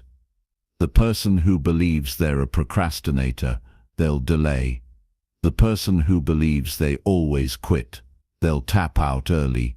The person who says, "I'm just not consistent," will find ways to break their own word. Not because they want to fail, but because their brain is trying to stay congruent with the story.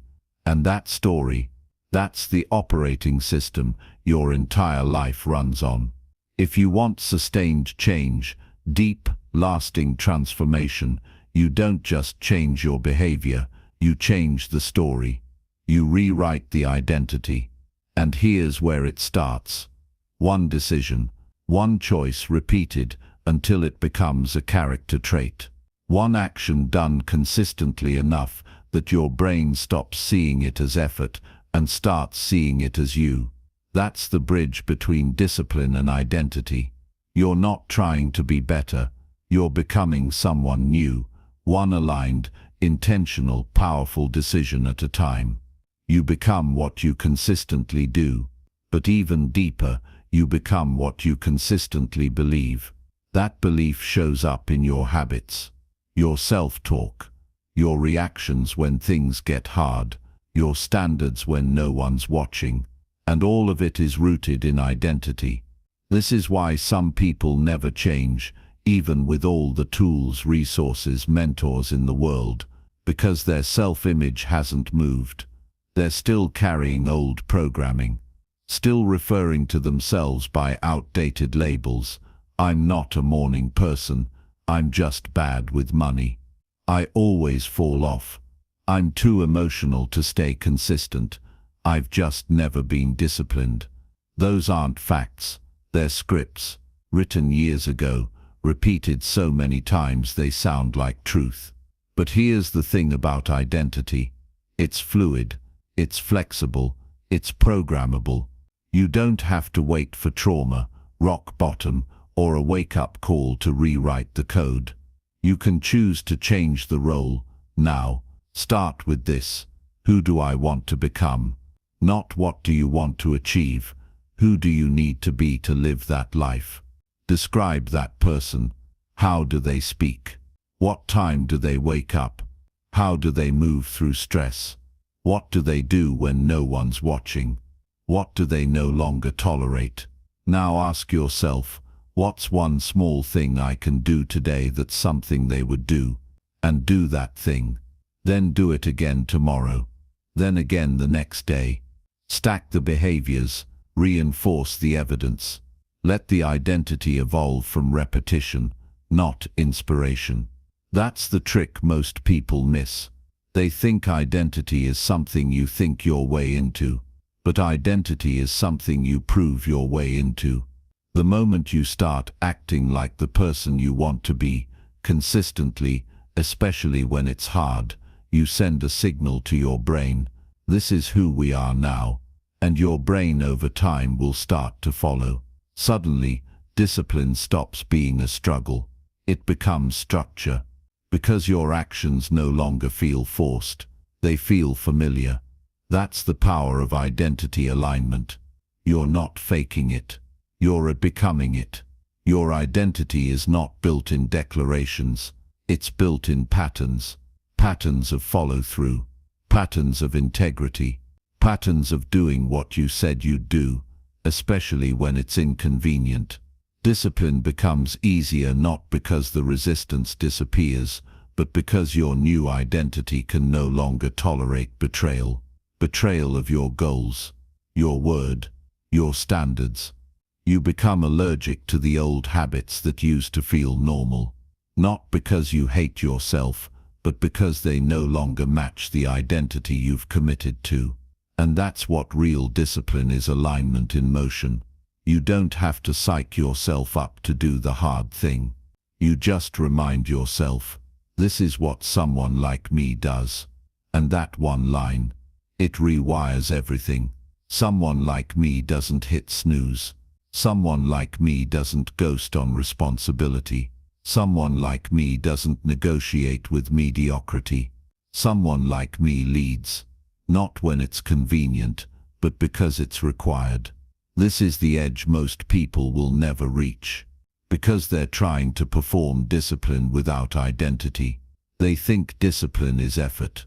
You've learned its expression of the internal truth that's been crafted, not overnight, but through repetition, sacrifice, and refusal to settle. Because once you start seeing yourself as someone who is disciplined, something subtle happens. Your standards rise automatically. You stop tolerating people and patterns that don't serve your momentum. You reinforce your identity with action instead of argument. And when the outer world tests you, and it will, your response isn't random. It's rooted. You don't backslide into the old version of you, because that version no longer feels like home. You've upgraded your mental address. And this upgrade isn't cosmetic. It's structural. It reprograms your instincts. You default to ownership instead of excuses. You pivot to purpose instead of panic.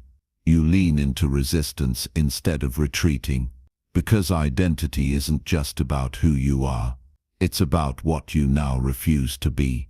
That refusal becomes your firewall. The line you will not cross. The standards you will not break. The mission you will not abandon, no matter the noise, pressure, or temptation to go back. You've seen too much. You've built too much. You've become too much. And there's no version of the past worth trading for what you've built in this new identity. You can't act inconsistent with your identity for long. Eventually your mind will pull you back into alignment. Whether that alignment lifts you or locks you down depends on who you believe you are. This is why willpower alone is never enough, because willpower runs out. But identity repeats. It auto-corrects. You can miss a rep, a task, a target, and instead of spiraling you recover. Because deep down you know, this isn't like me. That phrase right there, it's a compass. It tells you when you're in integrity and when you're out. And that internal correction, that's how the elite operate. They don't need external accountability.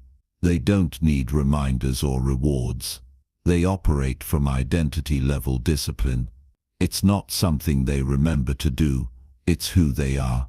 It's embedded in their day, their tone, their presence. And that's what you're building. But it takes vigilance, because the old identity will try to resurface, especially under stress. The moment you're overwhelmed, it'll whisper. The moment you're tired, it'll knock. The moment things get uncertain, it'll beg to come home. But you're not that version anymore. You've outgrown their excuses.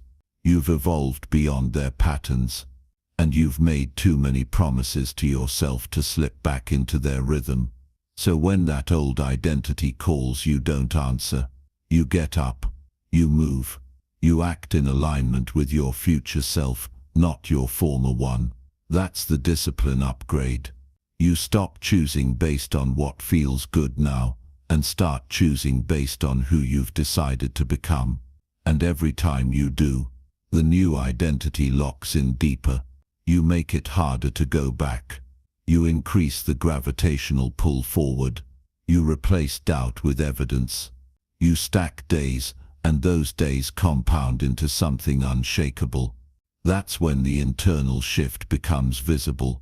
People start asking what changed. They think it's your habits. They think it's your goals. But you know the truth. It's your identity.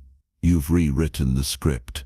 And now, everything, your time, your discipline, your boundaries falls into place. Because your life always mirrors your self-image.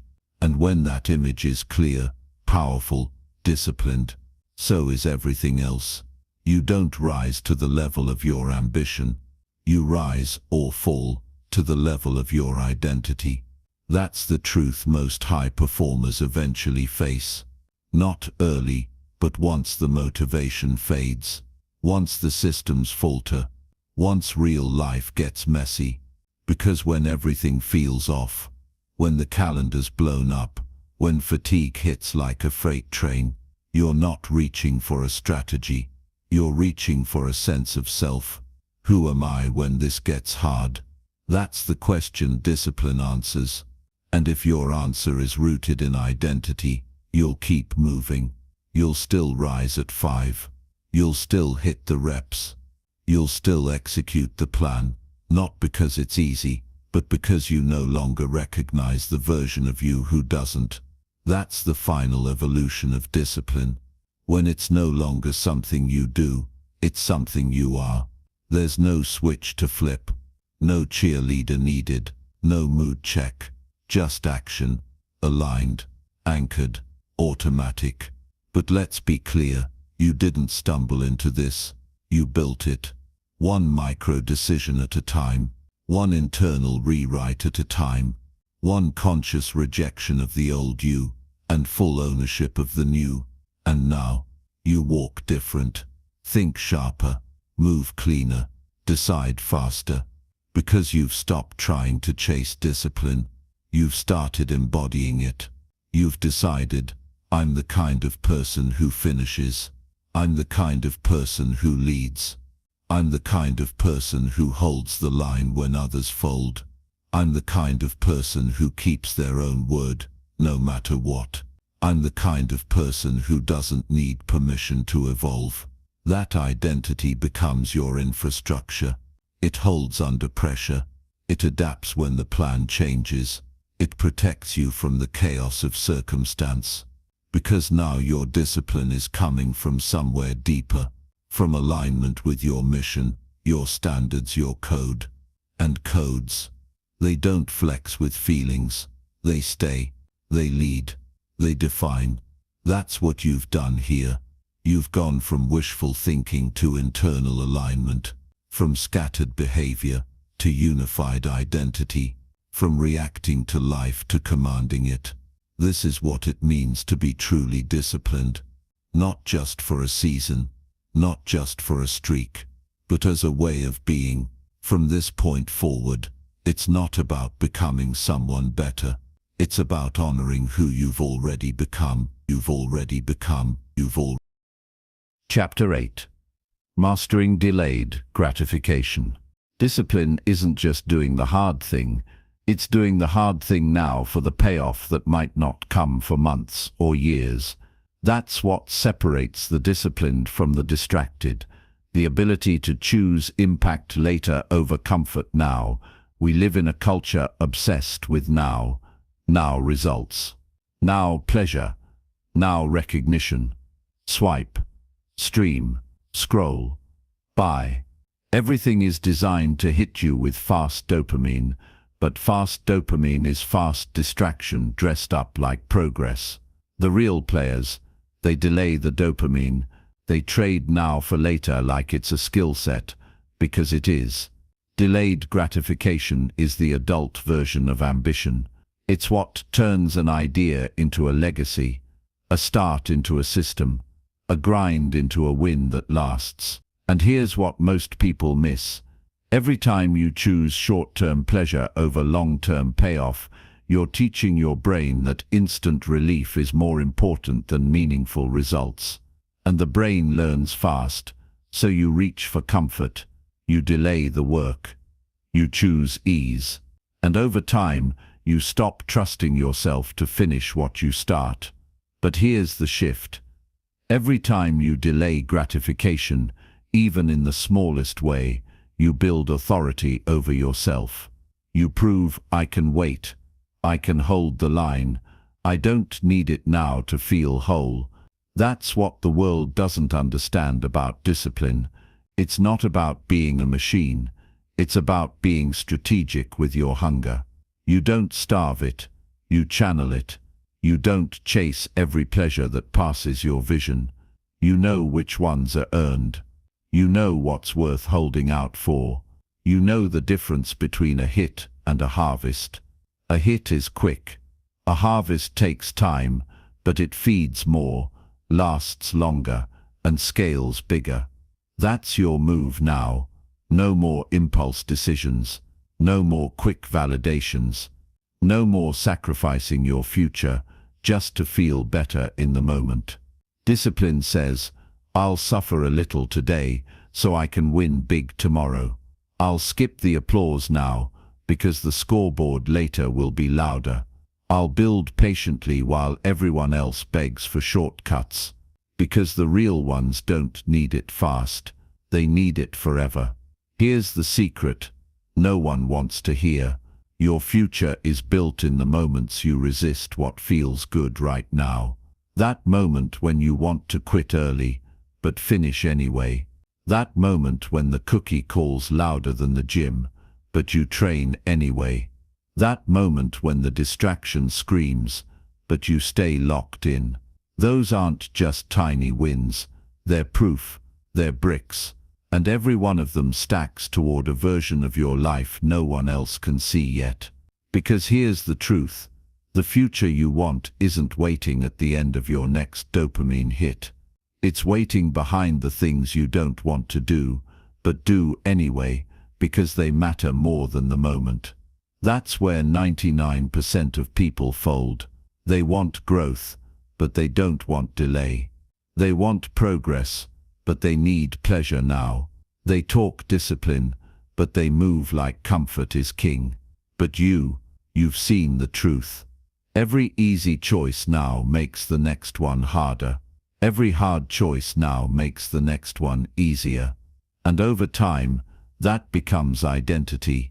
You become the one who doesn't need shortcuts. You become the one who doesn't trade long-term greatness for 5 minutes of feeling better. You become the one who can delay the reward, because you've already decided the result is non-negotiable. You're not chasing pleasure. You're building leverage. Leverage over your time. Leverage over your habits. Leverage over every moment where most people fold and call it balance. Delayed gratification isn't about deprivation, it's about ownership. The person who can delay gratification owns their emotions, owns their schedule, owns their results, not just when it's sunny, but when it's storming. They see the big picture. They play the long game. They smile at the people chasing now, because they know what's coming later, and later. That's where the real wins are. The big moves, the compound gains, the legacy outcomes that only reveal themselves to the patient, disciplined and dangerous, because most people quit before the compound effect kicks in. But not you. You're still moving, still stacking, still refusing to let a single moment of pleasure derail a lifetime of progress. You've learned how to wait, and in that wait, you've become powerful. Every time you delay gratification, you don't just build results, you build resilience. You're increasing your threshold for discomfort, stretching the limits of what you can hold, sharpening your ability to stay steady when everyone else breaks. Because here's what people miss. Delayed gratification isn't about denial, it's about domination. You're not just saying no to what's easy. You're saying yes to the future that your current self can't even fully imagine yet. That's vision, and vision requires restraint. Restraint from indulging every impulse. Restraint from reacting to every craving. Restraint from measuring your worth by today's scoreboard. Because today's scoreboard is a lie. It doesn't measure your discipline. It measures your delay. And the longer you delay, the heavier your wins land. The louder they echo, the deeper they root. That's why the disciplined aren't flashy. They're quietly lethal, because they're not here to flex temporary gains. They're building permanent separation, and that separation is forged in moments the world doesn't see. When you shut down the laptop at 2 a.m. after a full day, not because you had to, but because you said you would. When you show up to the gym when no one else is there, because the reps still count even when there's no audience. When you choose sleep over Netflix, clarity over chaos, purpose over pleasure, because your standards demand it.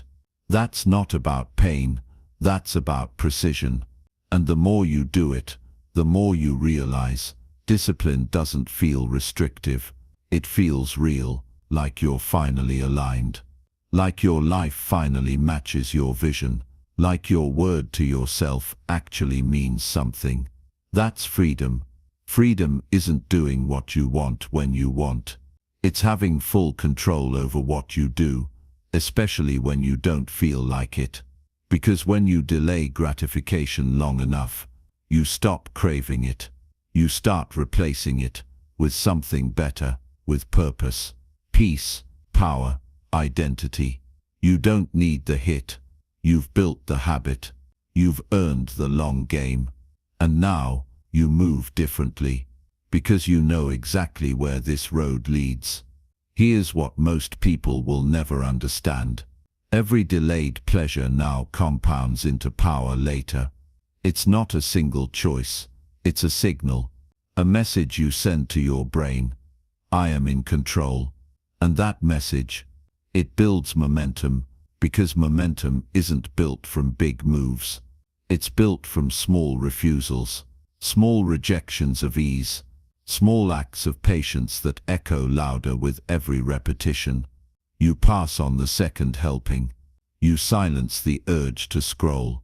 You say no to the unaligned invitation. And you do it again tomorrow. That's the game. The undisciplined never learn. They want breakthroughs, not behaviors. But the ones who win, they build systems from sacrifices. They earn trust with themselves. Not just once, not just when it's trending, but daily, quietly, repeatedly. That's how discipline becomes identity. And here's the twist. Once you master delayed gratification, it stops feeling like sacrifice. It starts feeling like freedom, because you're no longer a slave to urges. You don't flinch when cravings come. You don't bend when pressure mounts. You don't grab at the short term just to soothe the noise inside. You've replaced that noise with direction, and direction drowns distraction. Now the game isn't about getting through the day. It's about building a life that compounds. Think long, think generational, because delayed gratification doesn't just serve the next quarter. It sets up the next decade. The money you save today creates freedom. Your future self will bless you for. The workout you show up for today adds strength your 60-year-old self will still be carrying. The silence you sit in today becomes the clarity that shapes your biggest decisions tomorrow. This is more than mindset. It's math, and the math doesn't lie. Small decisions, repeated with intention, compound into lives no one else gets to live. Delayed gratification is how you buy that life. And every time you choose it, you're making an investment in energy, clarity, health, wealth, peace. It doesn't feel good in the moment, but neither does quitting. And one of those roads leads somewhere you can be proud of. You know which one you're walking now. This isn't just about waiting. It's about wiring. Because every time you delay gratification, you're not just postponing a pleasure. You're installing a new pattern. A pattern that says, I choose vision over impulse. I act for who I'm becoming, not what I'm feeling. I make decisions that build long-term strength, not short-term comfort. And when that becomes your wiring, everything changes. You stop chasing. You start attracting. You stop reacting. You start executing. You stop needing results now, because you've already committed to who you'll be regardless of when the reward shows up. That's not mindset. That's mastery. The disciplined don't need constant payoff. They don't work for validation. They don't treat consistency like a bet. They treat it like a promise. And promises kept over time, they turn into identity.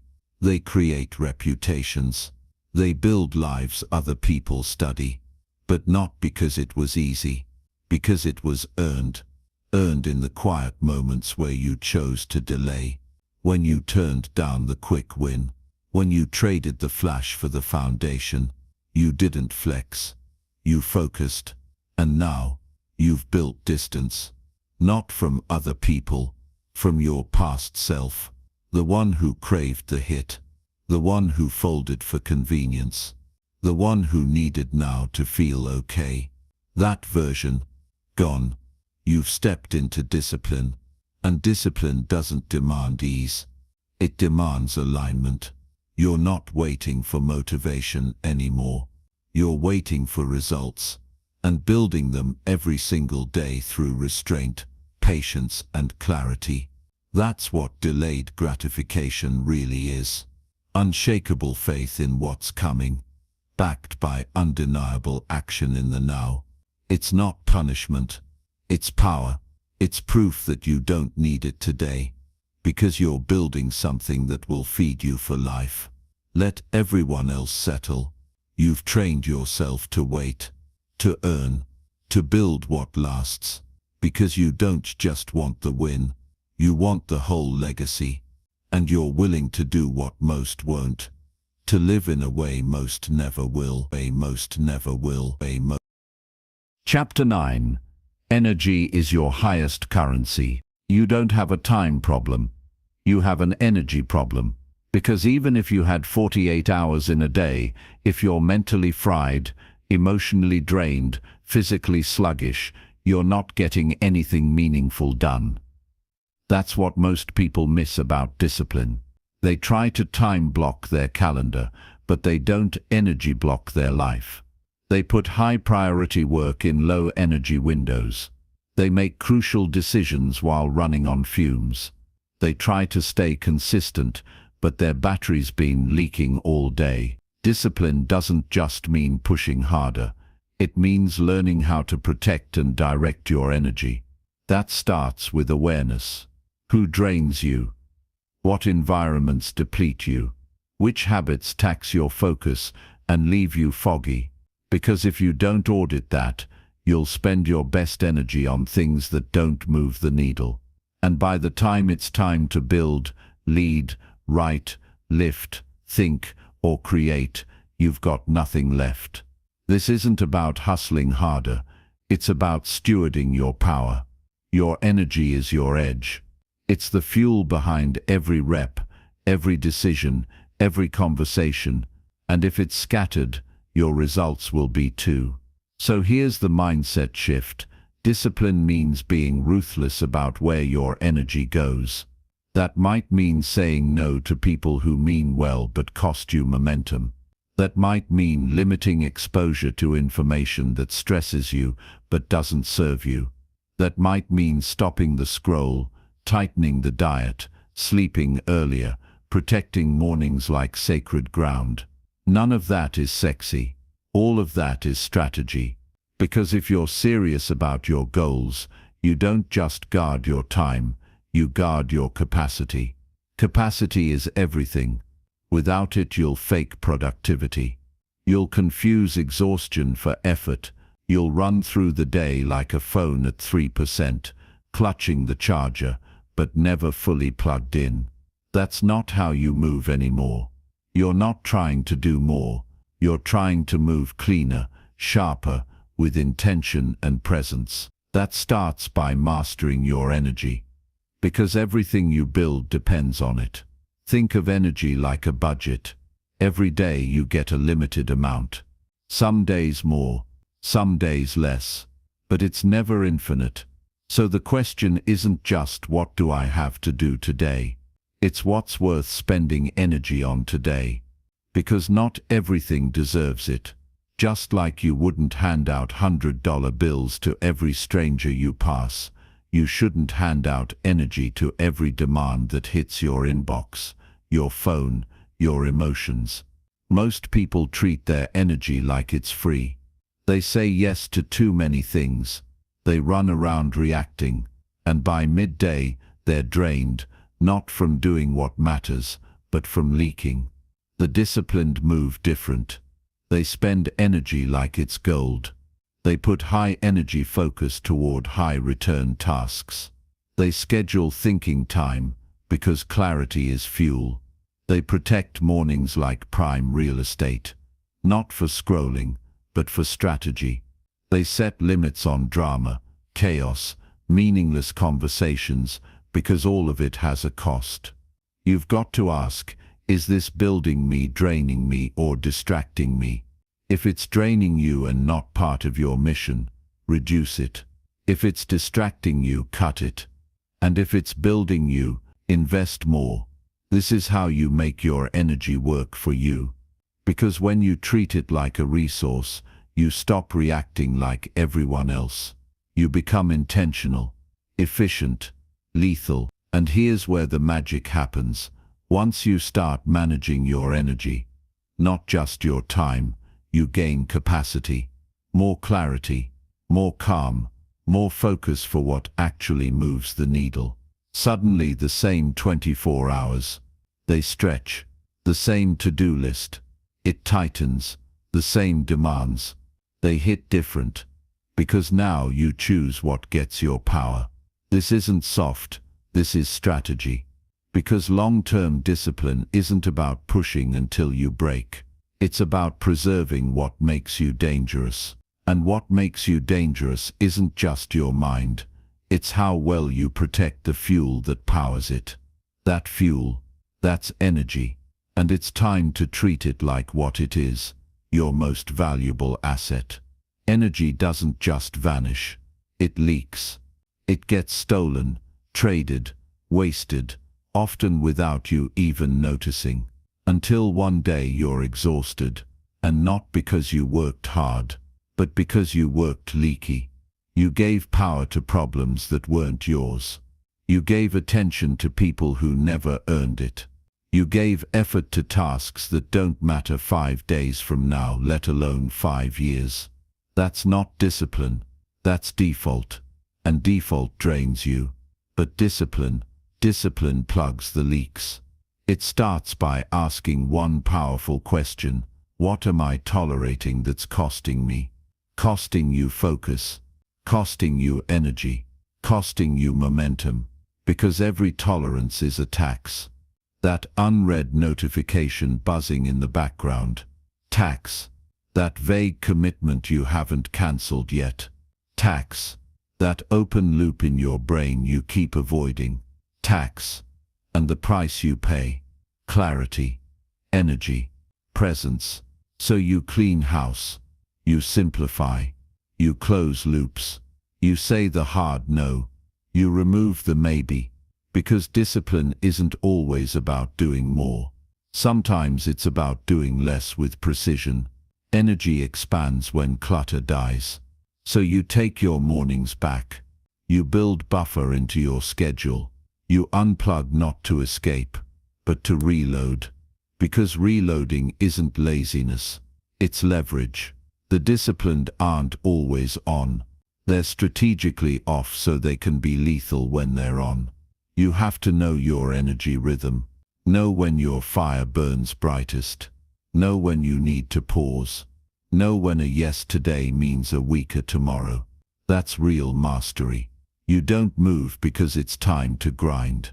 You move because your system is powered, protected and aimed like a laser. And that kind of discipline, that's not hustle. That's calibrated execution. Discipline isn't about working harder. It's about working from your highest state. Because what you produce at 100% energy in 2 hours, that's worth more than what most grind out in 10 half-distracted, half-burned-out hours. This is how high performers think. They don't ask, how much can I do today? They ask, when am I most powerful? And how do I protect that window? They design their day around peak energy. You have those windows too. The early morning fire, the late night clarity, the mid-afternoon flow. It's your job to find them, and then protect them like your career depends on it. Because it does. Protect them from random meetings, mindless scrolling, unnecessary conversation. Just one quick thing. Request anything that doesn't multiply your purpose. You build a fortress around your fire. Because you don't just need time to do the work. You need full energy to dominate it. This is the missing piece for most people. They show up to the gym tired. They sit down to work foggy. They start the day in chaos, and then wonder why they feel like they're grinding without traction. It's not the grind. It's the leaks. Discipline plugs the leaks. You create rituals that set your rhythm. A solid wake-up routine. A caffeine protocol that works for you, not against you. A no-phone zone before the work begins. Deep work blocks that run uninterrupted. Recharge blocks that are just as sacred. And most of all, you stop waiting until you're burned out to manage your energy. You get ahead of it. You stay fueled, mentally, physically, emotionally, by making decisions before exhaustion shows up. Because once your energy's gone, the damage is done. And recovery always takes more time than you expected. So the new standard: protect the fire, feed the flame, move on your time, not life's interruptions. That's how the disciplines stay consistent. They're not always moving fast, but they're always moving from full, not from fumes. You've heard it before, time is money. But that's only half the truth. Because time without energy is worthless. What's a free afternoon worth if you're too mentally fried to focus? What's a 10-hour workday worth if half of it is scattered, sluggish, distracted? Here's the real truth. Energy is the currency that makes time valuable. And the disciplined, they spend it like it's limited and powerful, because it is. They don't waste high energy on low-level tasks. They don't answer low-vibe messages in their peak state. They don't try to perform at 100% off 4 hours of sleep, 3 cups of coffee, and 0 boundaries. They know their input fuels their output. So they eat with intention. They sleep with discipline. They unplug without guilt. They recover like it's part of the plan, not a luxury. That's the shift. You stop seeing recovery as a reward and start seeing it as a responsibility. Because your mind is a weapon, and weapons need maintenance. Your focus is a tool, and tools need sharpening. Your body is a battery, and batteries need charging. This is where most people burn out. Not because they're soft, but because they're undisciplined with their energy. They push when they should reset. They say yes when they should unplug. They treat performance like an emergency, instead of a calibrated strategy. Not you, not anymore. You've learned to track your energy like an asset, to protect it like an investor, to charge it like a machine that's built for long-term execution. Because now your life isn't run on pressure. It's run on power management. Power in your calendar, power in your nutrition, power in your boundaries, power in your sleep, power in your decisions. Every time you say no to energy leaks, you say yes to your potential. Every time you step away from noise, you step deeper into mastery. Every time you prioritize your energy, you give your discipline a place to live, grow, and dominate. That's the move now. You're not chasing more hours. You're maximizing the hours you have. You're not praying for balance. You're creating capacity. Because a clear, focused, charged up version of you, that version is unmatched. Chapter 10.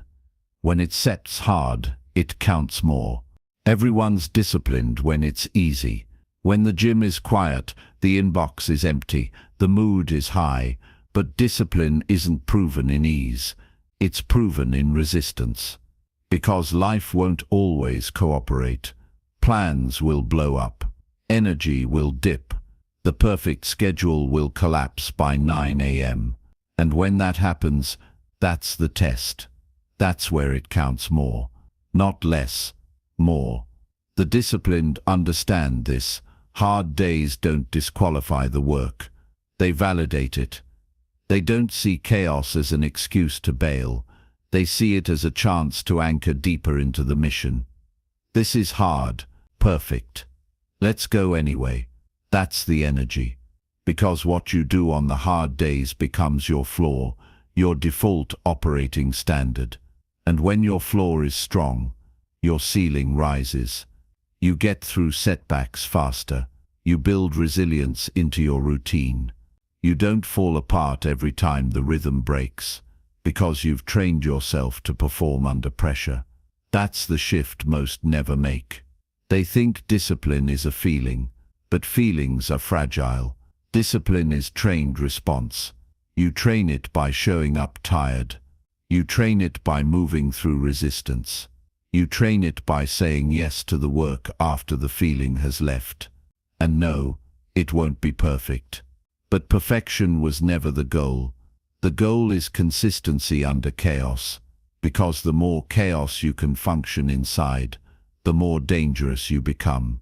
Life won't get easier, but you can get stronger. Not through hacks, through habits. Not through hacks. Through internal standards so sharp they cut through every excuse your mind throws at you.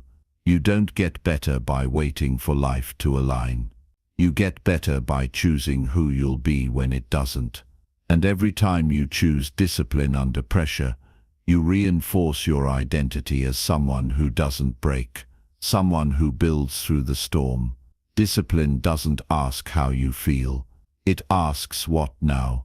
You can be tired, frustrated, unmotivated, pulled in every direction. None of that disqualifies you. None of it erases your goals. None of it matters unless you let it. Because discipline isn't about being emotionless. It's about being unmoved by emotion. The difference, one tries to numb out. The other moves anyway. That's what you're building. Emotional sovereignty. The ability to act, not because the moment feels good, but because the mission still matters. And the mission always matters. Even when you're not in the mood. The results aren't showing yet. No one's clapping. The plan broke. Your motivation's missing. Everything feels heavier than usual. Especially then, that's when it counts more. Because most people fold right there. They start negotiating. I'll double up tomorrow. One missed day won't hurt. I just need a break. But breaks become patterns. Patterns become identity. And identity becomes the reason they never cross the line. Not you. You've burned the bridge to that version of yourself. Because this is the part where you separate. The moments when it's hard, that's when your discipline starts to compound. Anyone can show up when they're fired up. It takes a different animal to show up when they're depleted and still deliver. And when you do, that's not just a win. That's a shift, a rewiring, a vote for the version of you that's unshakable, not just on your best day, but on your worst. And once you start stacking days like that, you don't just build habits. You build a reputation with yourself. The kind of internal trust that doesn't flinch. The kind that doesn't require hype. The kind that's earned in silence and expressed through unmatched consistency. Every setback is a stress test. A test of your systems. A test of your commitment. A test of whether your discipline is real or just performance during calm waters. You don't build resilience in theory. You build it under fire. And fire isn't the enemy. It's the forge. Think about it. Missed a deadline. Perfect. Time to reassess structure. Had a rough night's sleep. Good. Now let's see if your standards are built for fatigue. Didn't feel like doing the work. Ideal. Now you get to prove it's not about your feelings. Failed hard in public. Even better. Nothing sharpens your humility and hunger faster. This isn't about toxic positivity. It's about reframing adversity as training. Because if your discipline only works in perfect conditions, it's not discipline, it's convenience. But if you've trained for the hard, now you're untouchable. You don't panic when plans change. You don't spiral when momentum slows. You pivot. You press forward. You adapt with force and calm. That's elite. And elite doesn't mean robotic. It means regulated. Regulated energy. Regulated emotion. Regulated execution. Even when things feel broken, you become the kind of person who doesn't just survive setbacks. You absorb them. You learn. You tighten systems. You reinforce the gaps. Every blow is feedback. Every curveball is data. And all of it can be converted into discipline, if you're willing to see it that way. Most won't. They'll blame, pause, pity themselves. You won't. You'll recalibrate. You'll move. And you'll become harder to knock off your rhythm next time. That's what discipline under pressure builds. Rhythm that can't be broken. Because even if the pace slows, the pattern remains. Even if the output dips, the standard holds. And even when the storm hits, the mission continues. Here's what separates the disciplined from everyone else. When it's hard, they double down on who they are. Not with talk, with action. Because that's the moment identity is either reinforced or rewritten. When things go sideways, the average ask, why me? The disciplined ask, how do I respond like the person I've committed to becoming? It's never about perfection. It's about persistence with standards. And your standards aren't just about what you allow when things are good. They're what you uphold when things are bad. That's when they matter most. Anyone can claim a high standard in calm, but your true identity is revealed in chaos, and how you respond to it. That skipped workout, when the schedule collapsed, that's identity. That journaling session you skipped when emotions spiked, that's identity. That moment you numbed out instead of stepping up, that's identity too. But here's the good news. Identity can be reclaimed in real time. One decision, one rep, one standard honored in a moment when no one would blame you for folding. That's the reset. And the more you do that, the less you need to talk about who you are, because your consistency starts doing the talking for you. People can feel it. They'll notice the pattern, not the perfection, but the predictability in how you move. When it's hard, you don't check out. You don't lower the bar. You don't disappear. You adjust without apology. That doesn't mean you grind mindlessly. It means you maintain your non-negotiables, your time blocks, your food, your breath, your focus, your rituals, your language. You protect the minimums, because the minimums protect your identity. That's how you survive a rough week, and don't lose all your momentum. That's how you hit stress, and still build trust with yourself. That's how you take a hit, and still walk like you meant to take it. Because when discipline becomes identity, even your lowest days serve a purpose. They become proof that you don't just move when it's easy. You move because that's who you are now. This is where most people stop. Right here. When it's inconvenient, uncomfortable, unglamorous. When the hype wears off. When the energy dips. When the outcome still feels miles away. They slow down. Take the foot off the gas. Start negotiating with themselves. I'll get back on track Monday. But not you. Because now you understand. This moment counts more than all the easy ones combined. It's easy to move when it's light. It's easy to win when you're ahead. But discipline is built in the shadows, when no one's watching, and you've got every excuse to pause. That's when it counts. That's when you build the kind of internal power that can't be faked. That's when you earn the breakthroughs the undisciplined will never touch. Because real growth isn't just stacking wins. It's continuing through the hard. When the emotions don't support it. When the feedback isn't there. When the conditions aren't perfect. You still move. You still show up. You still hold the line. And that decision, that one right there in the storm, is the one that changes everything. Because it's not just about what you achieve. It's about who you become by refusing to break when it would have been easy to do so. That version of you. They're not built in clarity. They're built in confusion, in friction, in the ugly middle when things don't make sense. But you choose forward anyway. And if you keep choosing that, every storm becomes strength. Every failure becomes fuel. Every hard season becomes the reason you walk into the next one with unshakable momentum. So don't slow down when it gets heavy. Lean in. This is where you prove it. To yourself. To your standard.